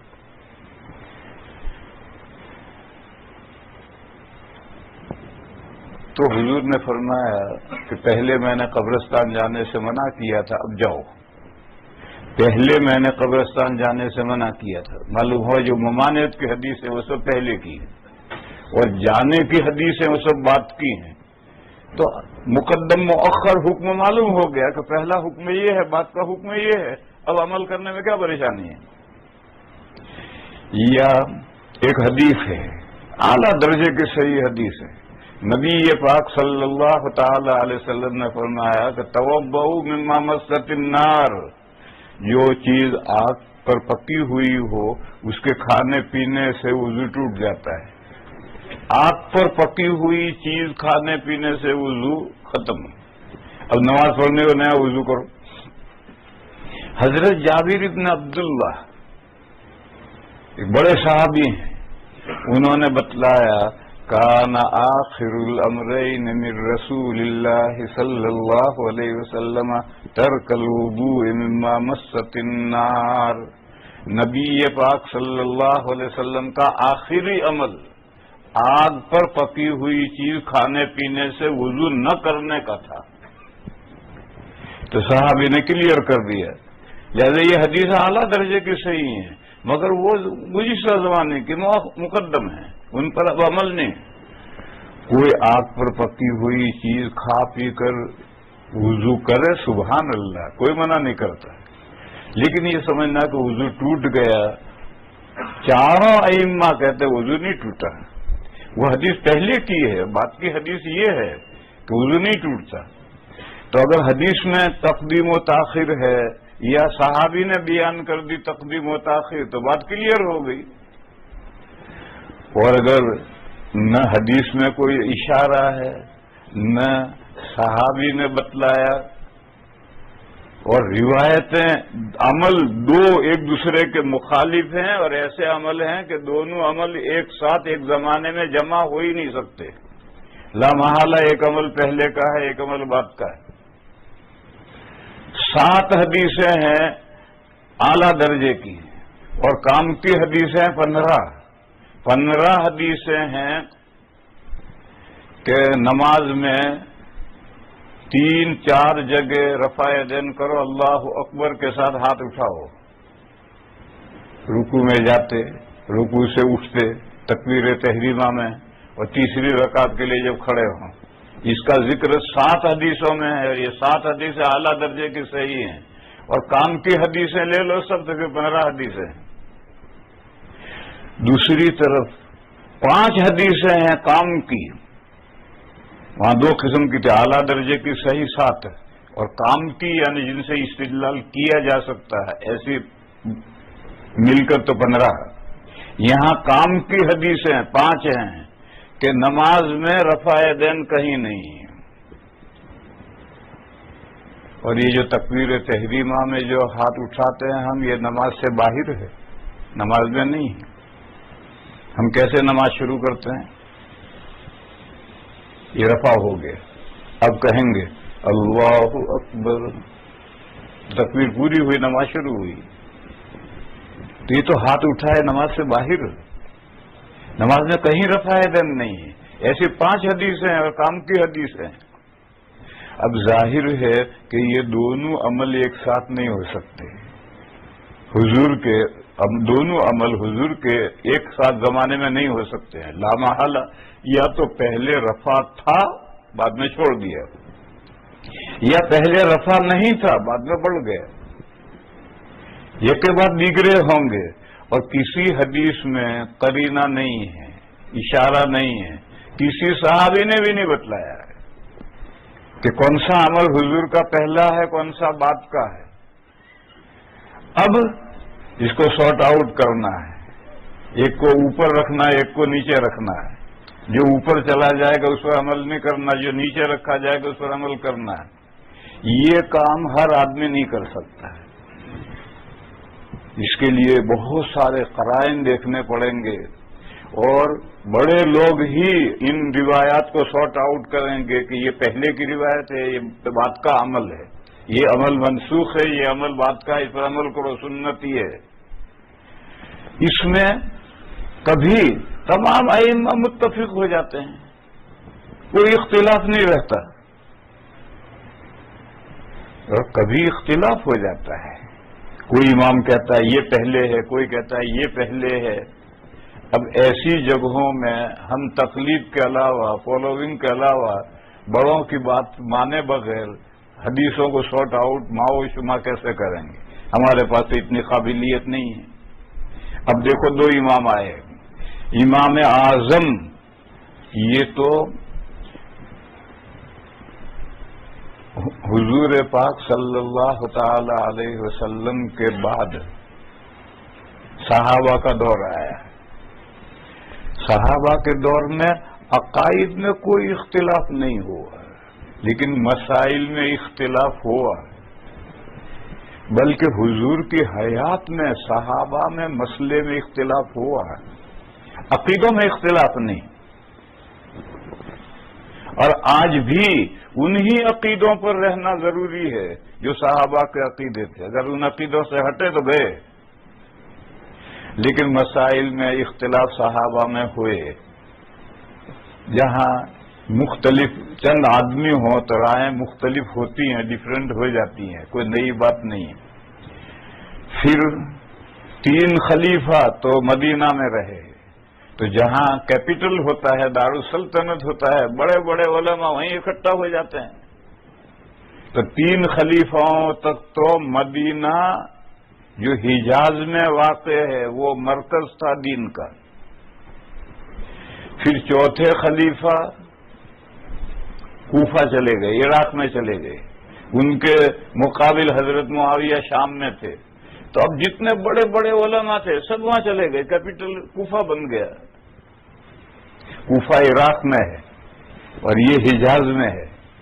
تو یہاں جو رائے بن گئی تھی وہ یہاں کے اساتذہ طلباء میں چلتی رہی اور یہ حجازی مکتب فکر بن گیا، حجازی اسکول آف تھاٹ بن گیا. اور وہاں حضرت علی گئے تو بڑے بڑے علماء وہاں گئے تو وہاں حضرت علی کے بعد میں پڑھنے پڑھانے کا سلسلہ جو عراق میں چلتا رہا وہ عراقی مکتب فکر بن گیا اور وہ عراقی مکتب اسکول آف تھاٹ بن گیا ہے.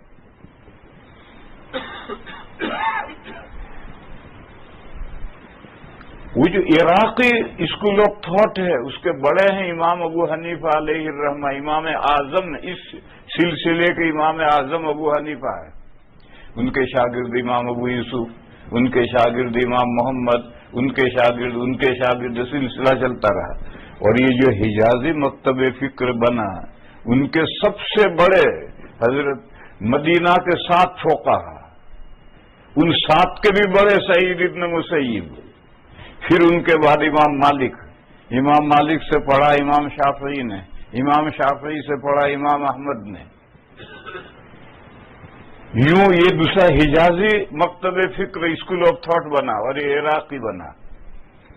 2 مکتب فکر بن گئے. تو عراقی مکتب فکر کے سب سے بڑے امام اعظم ابو حنیفہ اور حجازی مکتب فکر کے سب سے بڑے امام مالک، یہ دونوں امام آئے اور انہوں نے کہا کہ حضور کے عمل میں حضور پہلے نماز میں رفع یدین کرتے تھے اور حدیثیں ہیں کہ نماز میں فی کل خفض و رفع، جہاں جہاں جھکنا ہوتا تھا اور جہاں جہاں سر اٹھانا ہوتا تھا اور اللہ اکبر کہتے تھے سب جگہ رفع یدین کرتے تھے، 2 سجدوں کے بیچ میں بھی کرتے تھے. پھر بعد میں آہستہ آہستہ رفع گھٹنے لگا، چھوڑ دیا، 1 جگہ چھوڑا، 2 جگہ چھوڑا، یہاں تک کہ حضور نے آخر میں پوری نماز میں کہیں بھی رفع یدین نہیں کیا، نماز میں سے رفع یدین نکال دیا. بس رفع کی روایتیں پہلے کی ہیں، ترک رفع کی بات کی ہے. کیسے معلوم ہوا؟ جو قرآن حضور نے نہیں بتلایا، صحابہ نے نہیں بتلایا، تو کیسے معلوم ہوا؟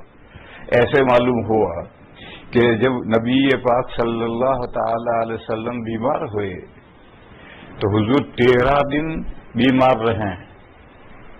ان 13 دنوں میں خود حضور تشریف لا کر 5 نمازیں پڑھاتے تھے. آخر میں جمعرات میں عشاء کی نماز میں حضور بے ہوش ہو گئے. یہاں سے حضور نماز پڑھانے نہیں آ سکے. جمعرات کی شام کو عشاء میں، یہ جمعہ کی رات ہے، جمعہ سنیچر اتوار ہے اور پیر کو انتقال ہوا. ان دنوں کے اندر نماز حضرت ابو بکر صدیق رضی اللہ تعالیٰ عنہ نے پڑھائی اور 17 نمازیں حضور کی حیات مبارکہ میں پڑھائی. یہ بات تاریخ سے ثابت ہے کہ حضرت صدیق اکبر نے ان 17 نمازوں میں رفع یدین نہیں کیا. تو اگر حضور کا آخری عمل رفع یدین تھا تو حضرت ابو بکر حضور کے مصلی پر کھڑے ہوتے ہی رفع کیسے چھوڑ دیں گے؟ حضور کی نماز کیسے بدل دیں گے؟ پھر حضور کی آنکھ بند ہو گئی. پھر ابو بکر 2 سال خلیفہ رہے، انہوں نے 2 سالوں میں رفع یدین نہیں کیا. پھر حضرت عمر خلیفہ بنے، انہوں نے 10 سال خلافت کی، انہوں نے 10 سال میں کبھی رفع یدین نہیں کیا. پھر حضرت عثمان خلیفہ بنے، انہوں نے 12 سال خلافت کی، انہوں نے کبھی رفع یدین نہیں کیا. اس کے بعد حضرت علی خلیفہ بنے، وہ 5 سال خلیفہ رہے، انہوں نے کبھی رفع یدین نہیں کیا. یہ خلفائے راشدین ہیں. کیا یہ حضور کے مصلی پر کھڑے ہو کے حضور کے عمل کو بدل دیں گے؟ اس سے معلوم ہوا کہ حضور پہلے رفع یدین کرتے تھے، بعد میں آہستہ آہستہ ساری نماز میں سے رفع یدین ختم ہو گئے. یہ قرینہ بنا کر کے یہ فیصلہ کیا 2 اماموں نے. امام مالک علیہ الرحمہ کے 2 شاگرد ہیں، امام شافعی اور امام احمد رحمہم اللہ. دونوں نے آ کر کہا نہیں، ترازو لاؤ، کانٹا لاؤ، لائے. 5 حدیثیں ادھر رکھو اور یہ 7 اور 15 ادھر رکھو. تو یہ 15 اور 7 ہیوی ہیں اور یہ ہلکی ہیں. انہوں نے کہا دیکھو قاعدہ ہے کہ اگر مسئلے میں روایتوں میں تعارض ہو جائے تو اصح ما فی الباب کو لو، جو قوی روایت ہے اس کو لو. تو انہوں نے کہا کہ رفع پہلے نہیں تھا نماز میں، پھر آہستہ آہستہ بڑھا، کیونکہ یہ روایت اعلیٰ درجے کی صحیح ہے، یہ روایت اس کے اعتبار سے کمزور ہے. اور استنباط کا ایک طریقہ یہ بھی ہے کہ بعض مسئلے میں جو روایت مضبوط ہو اس کو لیا جاتا ہے. دیکھو آج کل ایک خیال لوگوں میں پیدا کر دیا گیا ہے، ھذا حدیث ضعیف، ھذا حدیث ضعیف، یہ خیال پیدا کر دیا گیا ہے. اگر ضعیف ہے تو کیا آسمان ٹوٹ پڑا ہے؟ حدیث تو ہے. اور ضعیف حدیث نہیں ہوتی ہے، سند ضعیف ہوتی ہے. سند بھی ساری ضعیف نہیں ہوتی ہے، اس میں کوئی ایک راوی ضعیف ہوتا ہے، اس کی وجہ سے کہتے ہیں حدیث ضعیف. لیکن کچھ لوگ آئے، کیا پٹی پڑھا رہی ہے؟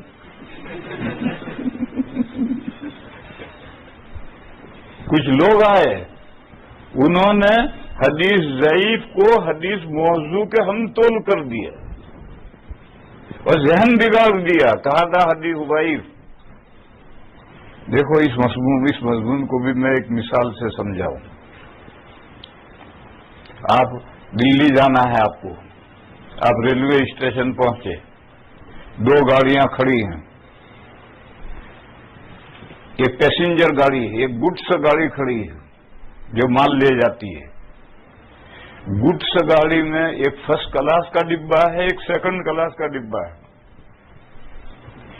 سیکنڈ کلاس پہلے انڈیا میں تھرڈ کلاس کا بھی ڈبہ تھا، پھر اسی تھرڈ کلاس کو اپ گریڈ کر دیا اور اس کو فرسٹ کلاس سیکنڈ کلاس بنا دیے، وہ ہے تھرڈ کلاس ہی.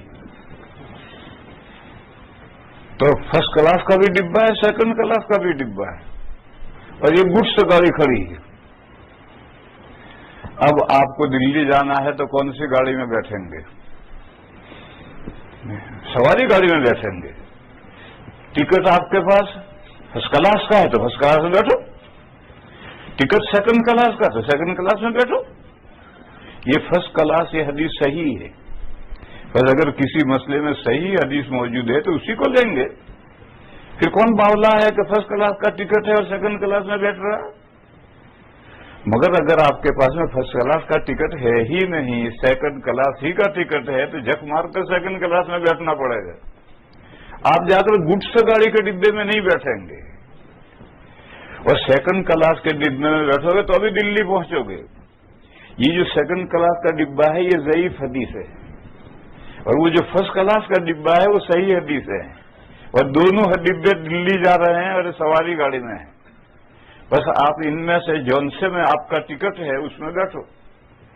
مسئلہ یہ ہے کہ اگر مسئلے میں صحیح روایت موجود ہے تو ضعیف روایت نہیں لیں گے. جب فرسٹ کلاس کا ٹکٹ ہے تو سیکنڈ کلاس میں کیوں بیٹھیں گے؟ لیکن اگر مسئلے میں آپ کے پاس صحیح حدیث، اعلیٰ درجے کی صحیح حدیث ہے ہی نہیں، تو کمتر جو حدیث ہے، ضعیف حدیث ہے، اس پر عمل کرتے ہیں. چاروں فقہا اس پر عمل کرتے ہیں. دیکھو صلاۃ التسبیح ہم پڑھتے ہیں، صلاۃ التسبیح کی 11 حدیثیں ہیں اور سب ضعیف ہیں، لیکن 11 رسیاں دھاگے اکٹھا ہو جائیں گے تو توڑنا مشکل ہو جائے گا. تو جب 11 حدیثیں اکٹھا ہوں گے تو قوی ہو جائیں گے. چنانچہ دور اول سے برابر امت صلاۃ التسبیح پڑھتی چلی آ رہی ہے. بہرحال اگر مسئلے میں صحیح حدیث ہے وہ لو، نہ ہو ضعیفی حدیث ہے تو وہ لو. اور ایک حدیث ہے لوگوں نے گھڑی ہیں، موضوع حدیث ہیں. یہ موضوع حدیث ہے، گڈس گاڑی کا ڈبہ ہے، وہ سواری گاڑی کا ڈبہ ہی نہیں ہے. اور اسی لیے 1400 سال سے موضوع حدیثوں کو الگ کتابوں میں لکھا گیا، اور صحیح اور ضعیف ایک ہی کتاب میں لکھی گئی ساتھ، کیونکہ دونوں سواری گاڑی کے ڈبے ہیں. جس کے پاس یہ ٹکٹ ہو یہ اس میں بیٹھے، نہ ہو تو اس میں بیٹھے. لیکن اس زمانے میں کچھ لوگ آئے، کچھ لوگ نے ایک صاحب آئے، उन्होंने वो जो सेकंड क्लास का डिब्बा था वो यहां से काट करके गुड्स गाड़ी में जोड़ दिया।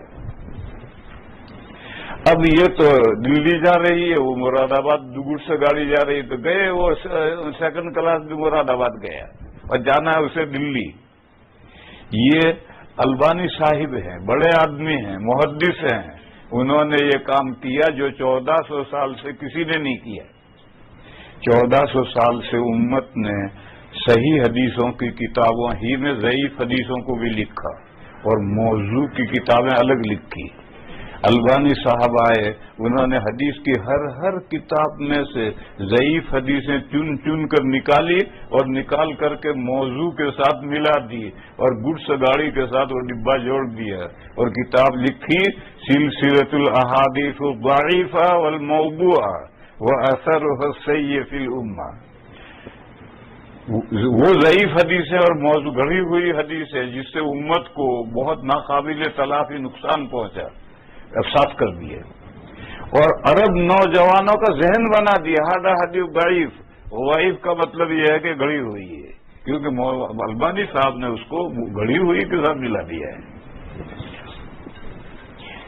इसलिए मेरे भाइयों इसे समझो, ज़ईफ हदीसें भी हदीसें हैं। तो दो इमाम आए, इमाम शाफी और इमाम अहमद, उनका तराजू लाए। एक तरफ वो 7 या 15 रखी, वो तो बुखारी की हदीस है, और एक में वो 5 रखी, वो तिरमिज़ी की हदीस है। और अब जो तोला तो ये ऊंचा पल्ला चला गया, वो भाई हैवी हो गया। उन्होंने कहा ये हदीस है। लो, फिक़ह का ये कायदा है, इज्तिहाद का ये कायदा है कि असा माफिल बाप को लेते हैं, जो मसले में सही तरीन रिवायत है उसको लेंगे। और उन्होंने कहा कि हुजूर का पहले अमल रफा नहीं था, बाद में हुजूर ने नमाज में रफा शुरू किया। इन्होंने यूं फैसला कर दिया। फिर बड़े दो इमामों ने कहा, देखो नमाज में रफा हाथ उठाना ये एक हरकत है और हरकत नमाज के मुनाफी है। मुस्लिम शरीफ में हदीस है, नबी पाक सल्लल्लाहु ताला अलैहि वसल्लम घर में से निकल करके तशरीफ लाए मस्जिद में, लोग नफलें पढ़ रहे हैं, आपने देखा तो नफलें पढ़ते हुए लोग हाथ सटक पटक सटक पटक सटक पटक।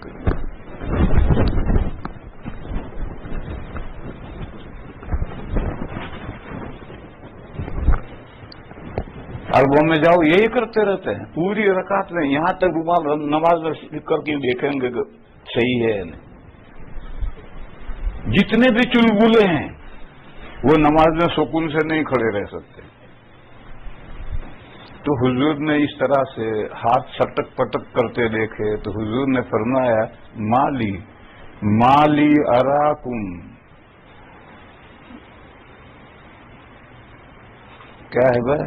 हाँ, माली अराकुम तरफऊन ऐदीकुम कअज़नाब खैलिन शुमसिन।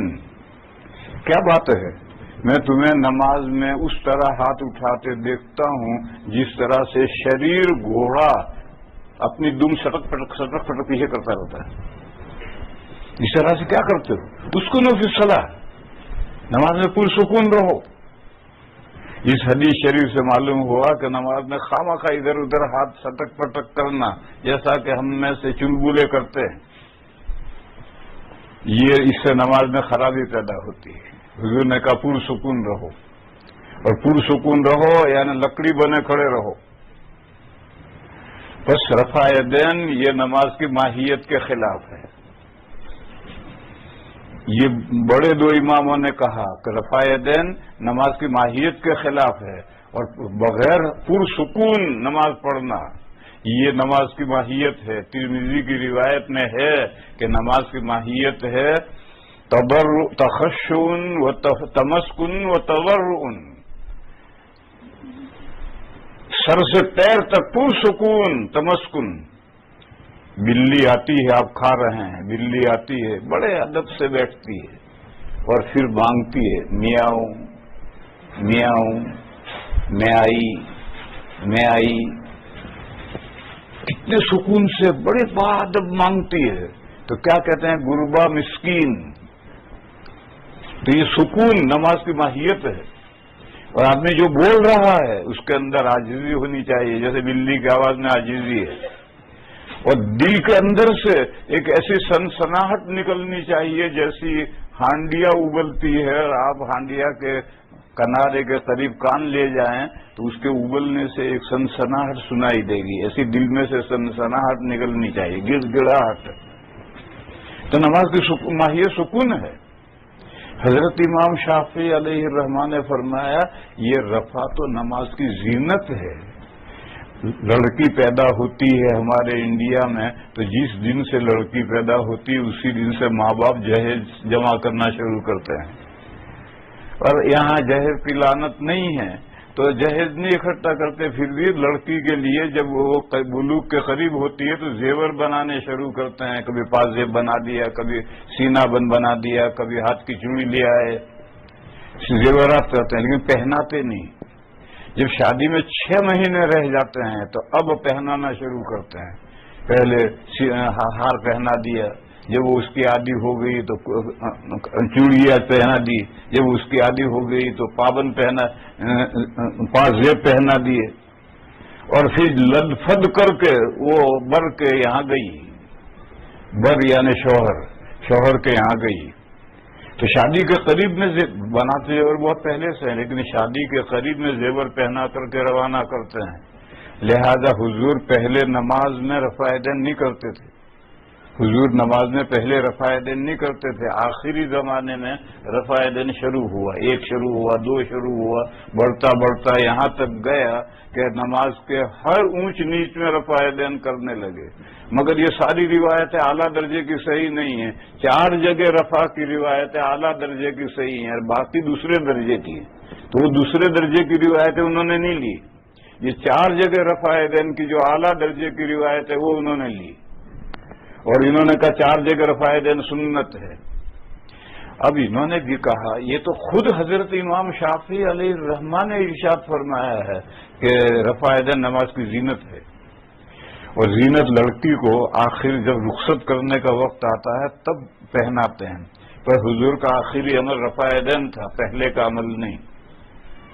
پھر دوسرا قرینہ یہ ہے کہ صحابہ کا آخری دور جب چھوٹے عمر کے صحابہ بڑی عمر کے بن گئے اور بڑی عمر کے صحابہ اللہ کو پیارے ہو گئے تو صحابہ نے نماز میں رفع یدین شروع کیا. ابن عمر نے رفع یدین کیا، عبداللہ بن زبیر نے کیا، ابو حمید ساحلی نے کیا.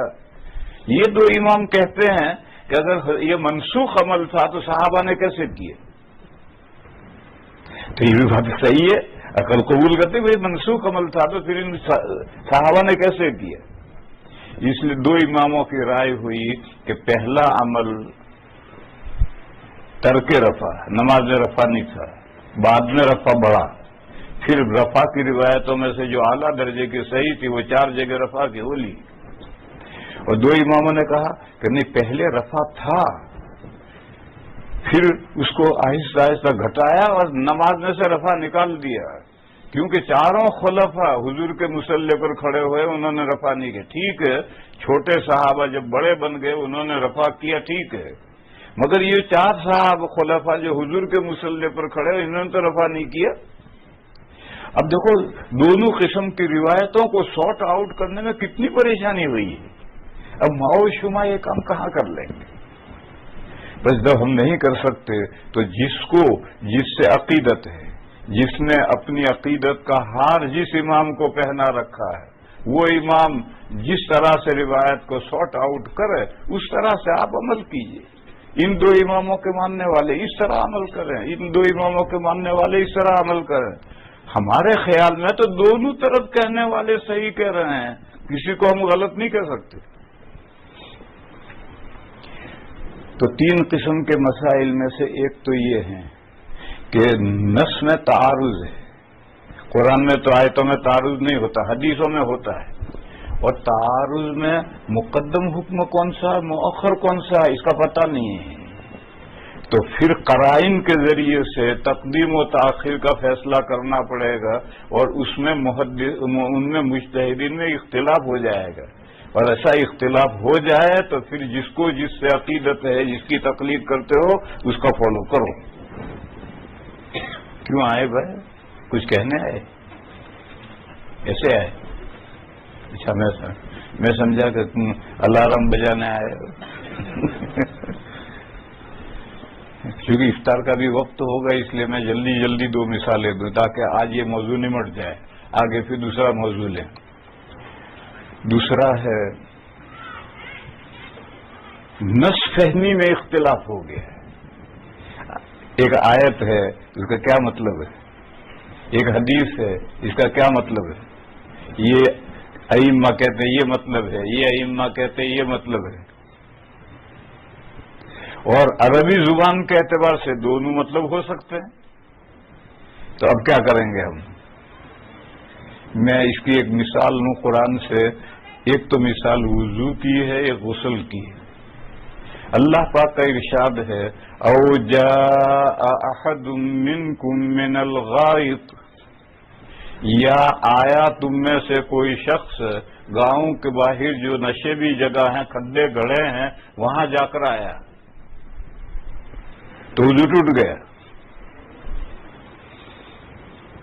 پانی ہے وضو کرو، پانی نہیں ہے نماز پڑھنی ہے تیمم کرو۔ بہرحال نشیبی جگہ میں کھڈوں میں جا کر کوئی آئے گا تو وضو ٹوٹ جائے گا۔ اس زمانے میں گھروں میں بیت الخلا نہیں تھے، جنگل کے گاؤں سے باہر جو کھڈے گڑھے تھے وہیں جا کر چھوٹا بڑا استنجا وہیں کرتے تھے، چھوٹا تو کہیں بھی کرتے تھے، بڑا استنجا وہیں کرتے تھے۔ مگر قرآن اعلیٰ درجے کا بلیغ کلام ہے، شرم کی بات ہے، لیکن بہت کتنے کنایے میں کہا ہے۔ یہی قرآن کی بلاغت ہے کہ تم میں سے کوئی آدمی گاؤں سے باہر جو کھڈے گڑھے ہیں وہاں جا کر آیا۔ واہ واہ، کیا عمدہ کلام ہے۔ تو وضو ٹوٹ گیا، وہاں جا کر گیا تھا، وہاں کیا ہوا؟ 3 ائمہ آئے، انہوں نے کہا کہ وہاں گیا تھا تو آگے سے یا پیچھے سے ناپاکی نکلی۔ لہذا آیت کریمہ کا مطلب یہ ہے کہ آگے کی راہ سے یا پیچھے کی راہ سے کوئی چیز نکلے تو وضو ٹوٹ گیا، لیکن ان 2 راہوں کے علاوہ پورے جسم میں کہیں سے بھی ناپاکی نکلے تو وضو نہیں ٹوٹتا۔ پھنسی میں سے پیپ نکلی، پھنسی توڑی، اس میں سے خون نکلا، ناک میں سے نقصیر پھوٹی، دانت میں سے خون نکلا، پلٹی ہوئی منہ بھر کر کے، سب صورتوں میں 3 ائمہ کہتے ہیں وضو نہیں ٹوٹا۔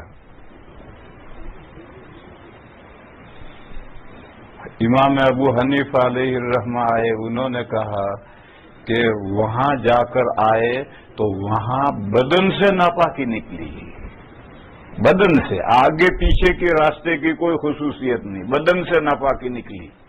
لہذا پورے بدن میں سے کہیں سے بھی ناپاکی نکلے اور زیادہ نکلے، نکلنے کی جگہ سے آگے بڑھ جائے تو وضو ٹوٹ گیا۔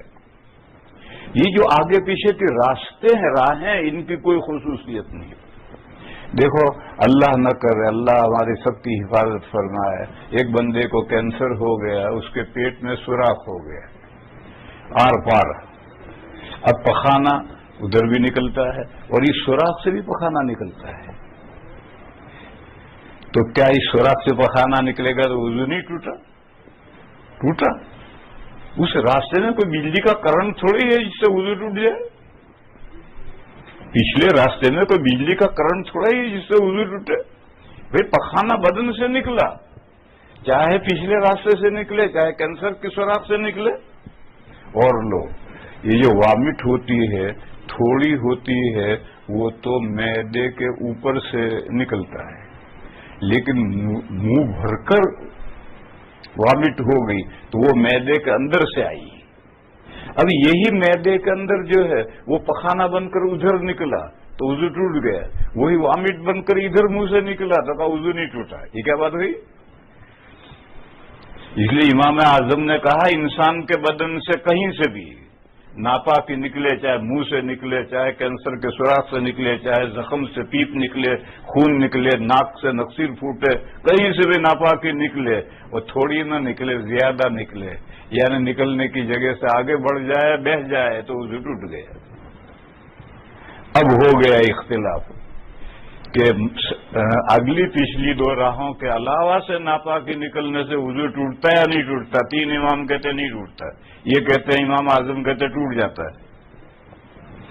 اب ہمارے خیال میں تو دونوں ٹھیک کہتے ہیں۔ آیت تو یہ ہے کہ تم میں سے کوئی شخص گاؤں سے باہر کھڈے گھروں میں سے ہو کر آیا ہے، بس آیت تو اتنا ہے۔ اس کا جو مطلب تین اماموں نے سمجھا وہ بھی صحیح معلوم ہوتا ہے، جو امام اعظم کہتے ہیں وہ بھی صحیح معلوم ہوتا ہے۔ تو اب جو اختلاف ہو جائے گا اس میں ہم کیا کریں گے؟ تقلید، جس کو جس سے عقیدت ہار پہنا ہے اس نے جو آیت کا مطلب سمجھا ہے اس پر عمل کرو۔ پھر اگلا ٹکڑا ہے لامستم النساء، یا تم نے بیویوں کو ہاتھ لگایا ہے۔ تو تین امام آئے، انہوں نے کہا بیویوں کو ہاتھ لگایا وضو ٹوٹ گیا۔ تینوں اماموں کے نزدیک اگر کوئی آدمی باوضو ہے اور عورت کو اس نے کپڑے کے آڑ کے بغیر ہاتھ لگا دیا پورے جسم میں کہیں بھی، وضو ٹوٹ گیا۔ عورت باوضو ہے اور اس عورت کو مرد نے ہاتھ لگایا ہے، عورت نے مرد کو ہاتھ لگایا، عورت کا وضو بھی ٹوٹ گیا۔ قرآن میں ہے لامستم النساء، یا تم نے عورتوں کو چھیڑا، تم نے عورتوں کو ہاتھ لگایا، تمہارا وضو ٹوٹ گیا۔ امام اعظم آئے، انہوں نے کہا آیت کا یہ مطلب نہیں ہے، آیت میں مجرد نہیں ہے، لمسا نہیں ہے، لامسا ہے، باب مفاعلہ ہے۔ ایک تو لمسا باب مجرد ہوتا ہے اور ایک باب مزید میں باب مفاعلہ لامسا ہے۔ لمسا کے معنی ہاتھ لگانا، ٹچ، اور لامسا باب مفاعلہ کے معنی ہیں دو آدمیوں کا ایک دوسرے کو پکڑنا، ہاتھ لگانا۔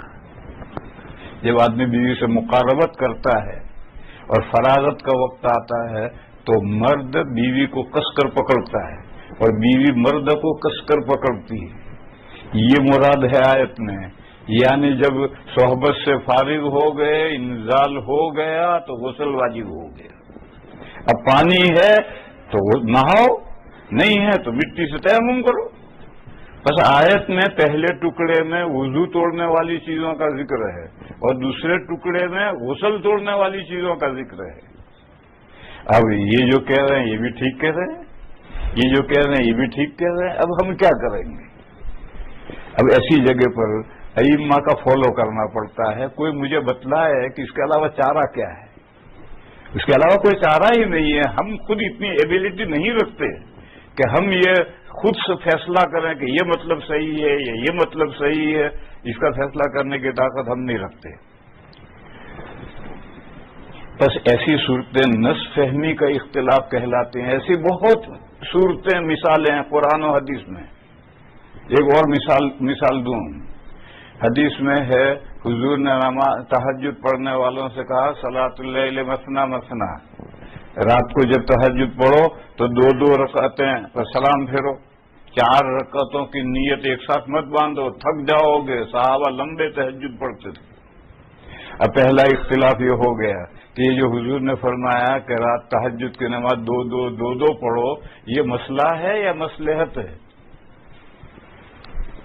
سارے ائمہ کہتے یہی مسئلہ ہے، نفل نماز میں دو پر سلام پھیرنا چاہیے۔ امام اعظم اکیلے آئے، انہوں نے کہا نہیں یہ مسئلہ نہیں ہے، یہ تہجد گزاروں کی مصلحت ہے، ان کے فائدے کی بات بتائیے۔ کیوں؟ 3 نمازیں فرض رباعی ہیں، ظہر عصر اور عشاء، اور فرض نماز غیر اولا حیت پر نہیں ہو سکتی۔ معلوم ہے کہ 4 کی نیت ایک ساتھ، یہ غیر اولا حیت نہیں ہے۔ اور حضور ہمیشہ ظہر سے پہلے کی 4 رکعتیں ایک سلام سے پڑھتے تھے۔ نبی کبھی کبھار تو غیر اولا عمل کر سکتا ہے تشریح کے لیے، لیکن ہمیشہ عمل غیر اولا نہیں کر سکتا، لہذا 4 تو افضل ہیں۔ اور تہجد گزار جو کہ لمبی پڑھتے ہیں، لہذا 2 پر سلام پھیرے۔ پھر اگلا ٹکڑا ہے فَإِذَا خِفْتَ الصُّبْحَ فَأَوْتِرْ بِرَكْعَةٍ، فرمایا جب تمہیں یہ ڈر ہو کہ صبح صادق ہونے والی ہے تو 1 رکعت کے ذریعے سے طاق بناؤ، ताक और जुफ्त समझते हो? अंग्रेजी में कहते हैं ओड इवन, ताक और जुफ्त बनाओ। एक रकात के जरिए ताक और जुफ्त बनाओ। किसको? एक रकात के जरिए ताक और जुफ्त बनाओ, यानी कोई दूसरी चीज है, उस दूसरी चीज को एक रकात उसके साथ मिला करके ताक और जुफ्त बनाओ। अइम्मे सलासा आए, 3 इमाम आए, उन्होंने कहा रात भर तुमने दो जितनी नफलें पढ़ी हैं वो सब जुफ्त हैं। 8 रकात पढ़ी, 8 जुफ्त है। अब खड़े होकर एक रकात पढ़ लो, और वो एक रकात इन 8 के साथ मिलकर ये 9 रकातें वित्र बन गई।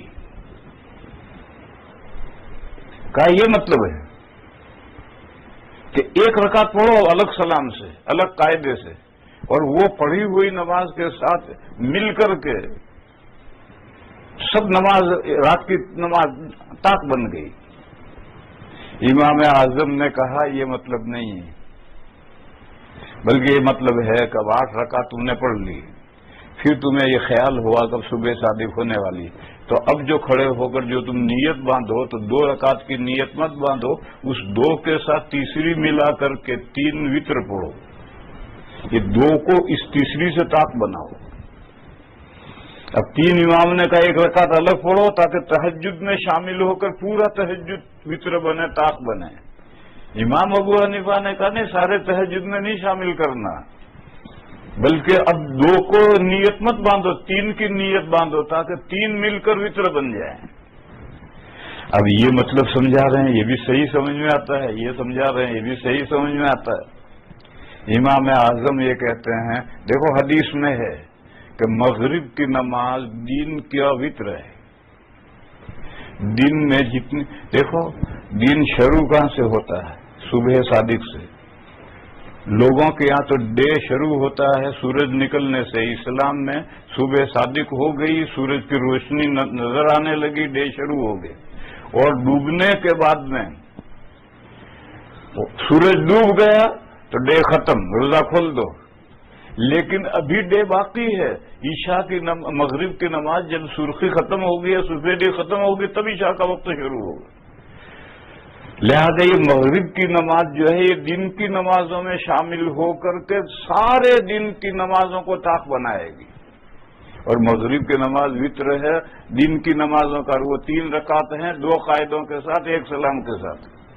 बस ये भी 3 रकात हैं, 2 कायदों और 1 सलाम के साथ ये पढ़ो, और ये वित्र रात की सारी नमाजों को ताक बना देगी। जैसे मगरिब की नमाज दिन की सारी नमाजों को ताक बनाती है, ये रात की सारी नमाजों को ताक बनाएगी।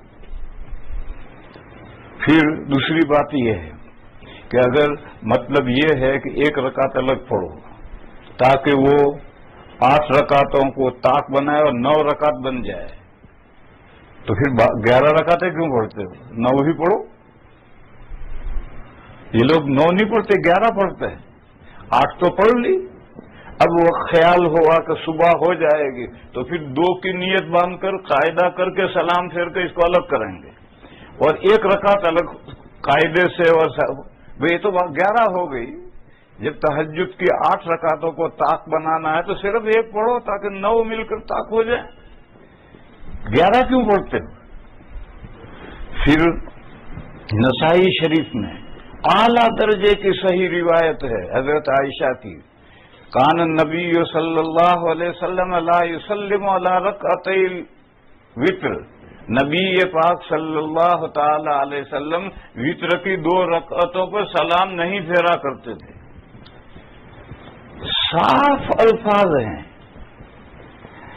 बस इन कराइन की रोशनी में अवतिर बे रकअतिन का मतलब है, अब जब सुबह होने का अंदेशा हो तो 2 नफले की नियत मत बांधो, 3 की नियत बांध करके वित्र हकीकी पढ़ लो।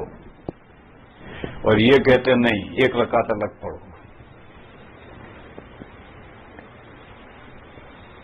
अब इन इम्मा की ये राय है कि 1 रकात अलग पढ़ो, इनकी राय ये कि 3 रकातें एक साथ पढ़ो।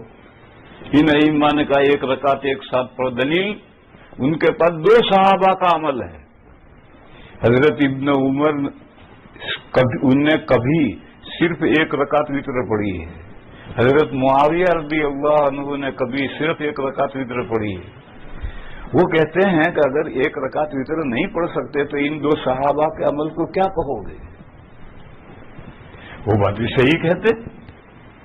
اس لیے میرے بھائیوں، جب ایسی صورت ہو جائے کہ اس کو نص فہمی کا اختلاف کہتے ہیں کہ حدیث کا یہ مطلب ہے یا حدیث کا یہ مطلب ہے، آیت کا یہ مطلب ہے یا آیت کا یہ مطلب ہے.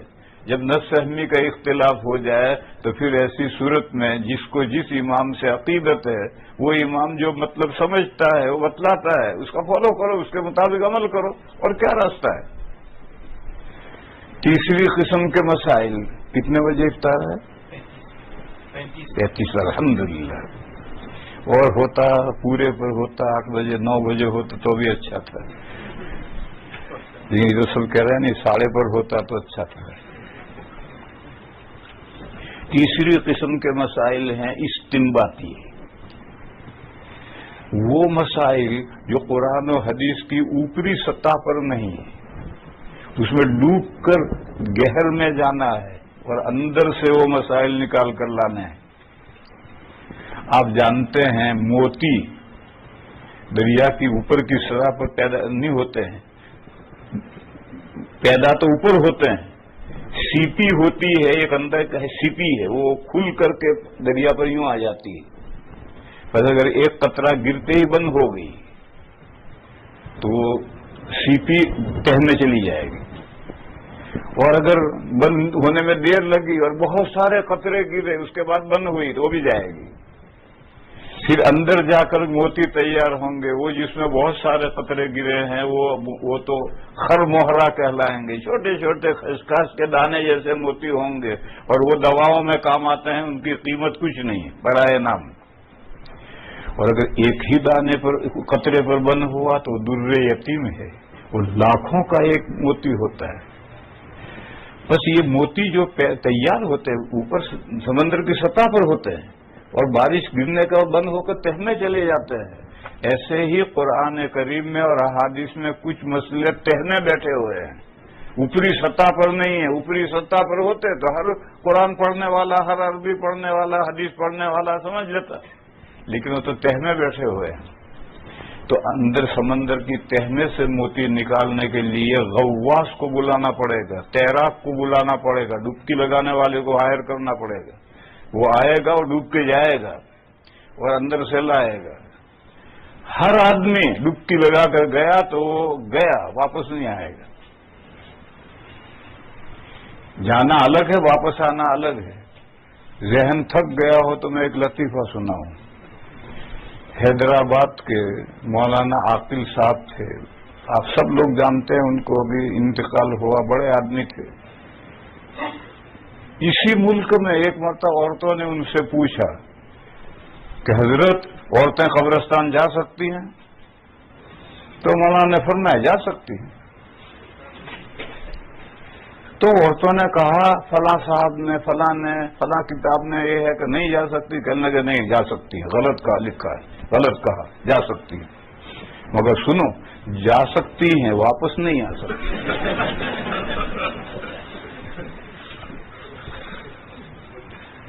تو ڈوب کر جائے گا تو جا سکتا ہے، کوئی بھی جا سکتا ہے، مگر واپس نہیں آ سکتا. تیراک ہی واپس آئے گا. تو اس لیے میرے بھائیوں، ایسے مسائل میں جو یہ مجتہدین ہیں یہی تیراک ہیں، یہ نصوص کی تہ میں ڈوب کر جاتے ہیں اور وہاں سے مسئلہ لاتے ہیں. کوئی لاتا ہے، کسی کے ہاتھ میں نہیں آتا. جو ڈوب کر جائے گا تو ہر ایک کے ہاتھ میں سیپی آنا ضروری نہیں ہے، کسی کے ہاتھ میں کنکر بھی آ سکتا ہے. یہ جو آیت وضو ہے، دنیا کے تمام مسلمان اسی طرح وضو کرتے ہیں.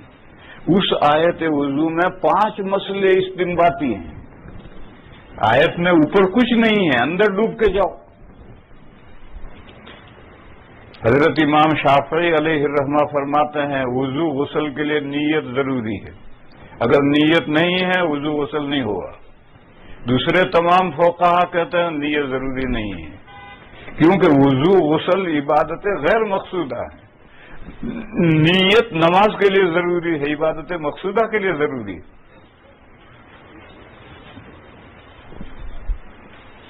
اب یہ آیت میں کہاں ہے؟ یہ ڈوب کر اندر گئے کہ وضو کون سی عبادت ہے، اور کیا ہر عبادت کے لیے نیت چاہیے یا عبادت مقصودہ کے لیے نیت چاہیے؟ یہ سب استنباطی مسائل ہیں۔ ایک امام کہتا ہے کہ ہر وضو کے لیے بھی نیت چاہیے، دوسرے امام کہتے ہیں نہیں، نیت ضروری نہیں۔ مگر میرے بھائیوں، اس اختلاف کا اثر کہاں پڑتا ہے؟ بعض شاذ مثالیں ہیں، ورنہ تو آپ واش روم میں گئے، یہ آپ کا واش روم میں وضو کرنے جانا یہی نیت ہے۔ آپ باتھ روم میں گئے غسل کرنے کے لیے یہی نیت ہے۔ نیت کے سر پیر نہیں ہوتے ہیں، کوئی سنگ نہیں ہوتے ہیں، دل کے ارادے کا نام نیت ہے۔ اور زبان سے نیت کرنا تو اچھا ہے، ضروری نہیں ہے۔ زبان سے نیت کرنا اچھا ہے، حسن، ضروری نہیں ہے۔ ضروری ہے دل کے ارادے کا نام نیت ہے۔ پھر بادشاہ مثالیں ہیں، آدمی گھر سے نکلا اور وہ تالاب پر گیا غسل کرنے کے لیے۔ بنگال میں ہر گھر کے سامنے یا پیچھے تالاب ہوتا ہے، وہیں وضو بھی کرتے ہیں، وہیں غسل بھی کرتے ہیں، مرد بھی اسی میں کرتے ہیں، عورتیں بھی اسی میں کرتے ہیں، وہیں سے پانی بھر لا کر پیتے بھی ہیں، سب وہیں ہوتا ہے۔ وہ تالاب پر کھڑا تھا، اس کا دوست آیا اور چھینا جھپٹی شروع ہوئی، مذاق شروع ہوا۔ اس نے اچانک دھکا دیا اور وہ دھڑام سے تالاب میں گرا اور ڈوب کر نکل آیا۔ تو وضو ہوا یا نہیں ہوا؟ وہ غسل ہوا یا نہیں ہوا؟ وضو ہوا یا نہیں ہوا؟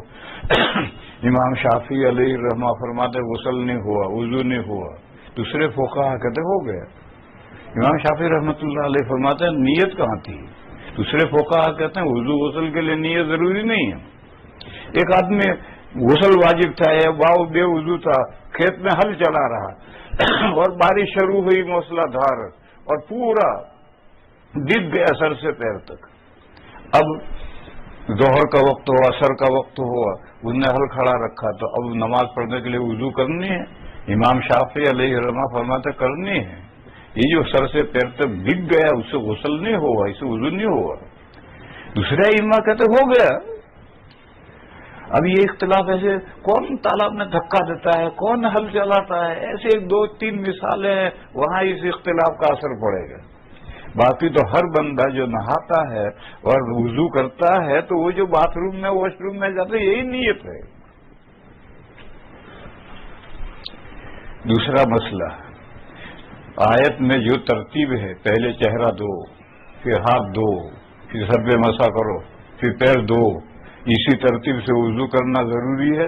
امام شافعی علیہ الرحمہ اکیلے فرماتے ہیں ضروری ہے، دوسرے فقہا کہتے ضروری نہیں ہے۔ پہلے آپ پیر دھو لیں، پھر بعد میں باقی دو اعضاء دھوئیں، سر کا مسح کریں تو بھی وضو درست ہے۔ امام شافعی رحمۃ اللہ علیہ فرماتے ہیں نہیں، اسی ترتیب سے کرو۔ وہ کہتے ہیں کہ قرآن آیت کریمہ میں واو واو واو واو ہے، اور واو ترتیب کے لیے ہوتا ہے۔ فَاغْسِلُوا وُجُوهَكُمْ وَأَيْدِيَكُمْ وَامْسَحُوا وَأَرْجُلَكُمْ، واو ترتیب کے لیے ہوتا ہے، ترتیب سے وضو کرو۔ دوسرے فقہا کہتے ہیں نہیں، واو ترتیب کے لیے نہیں ہوتا، مطلب جمع کے لیے ہوتا ہے کہ تینوں اعضاء دو، ایک عضو پر سر پہ مسح کرو، وضو ہو جائے گا۔ چاروں فرائض متحقق ہونے چاہیے، جمع ہونے چاہیے۔ اب یہ تو کہیں لکھا تو نہیں ہے کہ واو ترتیب کے لیے ہے، جمع کے لیے ہے، یہ تو فقہا کے اپنی اپنی رائے ہیں۔ اب امام شافعی رحمۃ اللہ علیہ کا جو فالو کرتا ہے وہ ترتیب سے کرو، ترتیب کے خلاف کرو گے وضو نہیں ہوگا، اور دوسرے فقہا کا فالو کرتے ہیں وہ ترتیب اگر نہیں بھی ہے تو وضو ہو جائے گا۔ تیسرا مسئلہ امام مالک علیہ الرحمہ ہے، انہوں نے کہا موالات فرض ہے، دوسرے سب فقہا نے کہا نہیں، کوئی موالات فرض نہیں۔ موالات کیا ہے؟ ایک عضو دھو، وہ ہوا سے، گرمی سے، بدن کی گرمی سے یا باہر کی گرمی سے وہ عضو خشک ہو جائے، اس سے پہلے اگلا عضو دھو تو وضو ہوگا، اور اگر ایک عضو خشک ہو گیا اس کے بعد اگلا دھو گے وضو نہیں ہوگا۔ یہ حضرت امام مالک علیہ الرحمہ فرماتے ہیں۔ آپ وضو کرنے بیٹھے، ناک میں پانی ڈالا، منہ کلی کی، چہرہ خوب دھو لیا، اب ہاتھ دھونے کا نمبر آیا کہ موبائل بجا، تو آپ نے موبائل اٹھا کر کے باتیں شروع کی، آدھ گھنٹے تک باتیں کرتے رہے تو چہرہ خشک ہو گئے۔ اب موبائل رکھ کر کے آگے پھر دوبارہ چہرہ دھونا پڑے گا، اگر آگے بڑھ گئے تو وضو نہیں ہوا۔ یہ امام مالک علیہ الرحمہ فرماتے ہیں کہ موالات ضروری ہے۔ اب ہم کیا کریں گے؟ آیت کریمہ میں تو نہیں ہے کہ پے بپے کنٹینیوس وضو ہونا چاہیے، ایسا تو لفظ نہیں ہے۔ چوتھا مسئلہ ہے، آیت میں ہے کوہنیوں تک ہاتھ دھو، ٹخنوں تک پیر دھو۔ یہ کوہنیاں دھونی ہے یا نہیں؟ ٹخنے دھونے ہیں یا نہیں؟ میں کہوں میری جگہ یہاں سے دیوار تک ہے تو دیوار میری ہے یا دیوار میری نہیں ہے؟ دونوں ہی احتمال ہے۔ بس آیت میں جو کہا کہ کوہنیوں تک، ٹخنوں تک، کیا مطلب تک کہا؟ امام ظفر رحمت اللہ علیہ اکیلے یہ کہتے ہیں کہ کوہنیاں نہیں دھونی، ٹخنے نہیں دھونے، باقی سب فقہا کہتے ہیں نہیں کوہنیاں بھی دھونی ہیں، ٹخنے بھی دھونے ہیں۔ یہ تو آج امام ظفر کا کوئی فالوور نہیں ہے، اگر ہوتا تو ان کے مذہب پر عمل کرتا ہے۔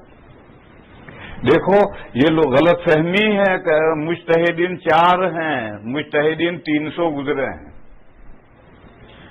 دور اول میں مجتہدین 300 گزرے ہیں اور ہر ایک کے فالوورز تھے تھوڑے یا زیادہ، لیکن آہستہ آہستہ ان کے فالوورز ختم ہو گئے اور ان 4 ائمہ کے فالوورز اتنی بڑی تعداد میں تھے کہ ان کو ایک نہیں کیا جا سکتا تھا۔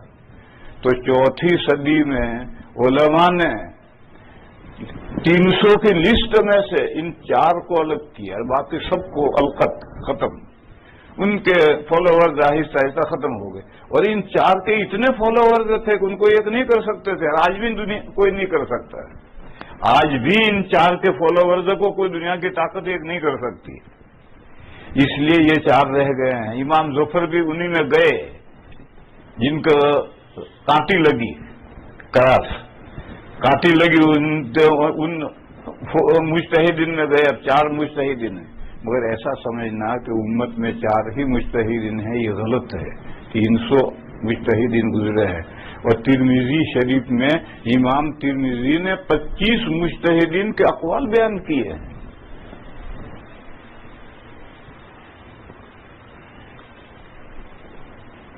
تو امام ظفر کی رائے یہ ہے، باقی کی رائے یہ ہے۔ یہ 4تھی مثال ہے۔ 5ویں مثال لو، سر پہ مسح کرو، وَامْسَحُوا بِرُؤُوسِكُمْ۔ حضرت امام مالک کہتے ہیں پورے سر کا ایک بال بھی نہیں بچنا چاہیے، اور عورت، وہ کہتے ہیں عورت بھی بال کی چوٹی پر ہاتھ آخر تک مسح کرے گی، اور اتنا سارے سر کا مسح کرنا فرض ہے۔ اور وہ کہتے ہیں کہ آیت میں جو با ہے وَامْسَحُوا بِرُؤُوسِكُمْ، یہ با زائد ہے، جیسے تیمم کی آیت میں ہے فَامْسَحُوا بِوُجُوهِكُمْ، یہاں با زائد ہے، یہ با بھی زائد ہے۔ دوسرے سب فقہا کہتے ہیں نہیں، با تمیز کیے، سارے سر کا مسح ضروری نہیں ہے، کچھ سر کا مسح کرو وضو ہو جائے گا۔ پھر امام ابو حنیفہ اور امام احمد رحمہم اللہ نے فرمایا کہ 4تھائی سر کا مسح ضروری ہے۔ تبوک کے سفر میں حضور نے وضو کیا تھا تو پگڑی پیچھے ہٹا کر کے ناسیہ پر یہاں تک مسح کیا تھا، پگڑی ٹھیک کر دی۔ زندگی میں ایک مرتبہ جب حضور نے سارے سر کا مسح نہیں کیا، معلوم ہے سارے سر کا مسح فرض نہیں ہے، 4تھائی کا فرض ہے۔ پھر امام ابو حنیفہ اور امام احمد نے کہا اتنا 4تھائی۔ امام شافعی علیہ الرحمہ نے فرمایا یہ حدیث ضعیف ہے، 4تھائی سر کے مسح کی حدیث ضعیف ہے۔ تو حضرت نے اپنے اجتہاد سے متعین کیا کہ 3 بال کا مسح کافی ہے۔ اب وَامْسَحُوا رُؤُوسَكُمْ میں جو اختلاف ہوا کہ یہ با کیسی ہے، زائدہ ہے یا تمیز دیا ہے، پھر اس کی حدیث صحیح حدیث میں کوئی تفسیر ہے یا نہیں ہے، اب یہ ساری باتیں یہ استنباطی ہیں۔ بس ایسی صورت میں جو اس دریا کے تہہ میں جا کر جو مسائل استنباط کر کے لانے ہیں، ان میں اگر اختلاف ہو جائے تو ماں و شما کیا کریں گے؟ فالوئنگ لہذا تقلید کیا ہے وہ میں نے سمجھایا، اور تقلید کیوں ضروری ہے۔ 3 قسم میں تقلید ہے، باقی میں تقلید نہیں ہے، اور 3 قسم میں تقلید کیے بغیر اور کوئی راستہ ہے ہی نہیں۔ وآخر دعوانا ان الحمد للہ رب العالمین۔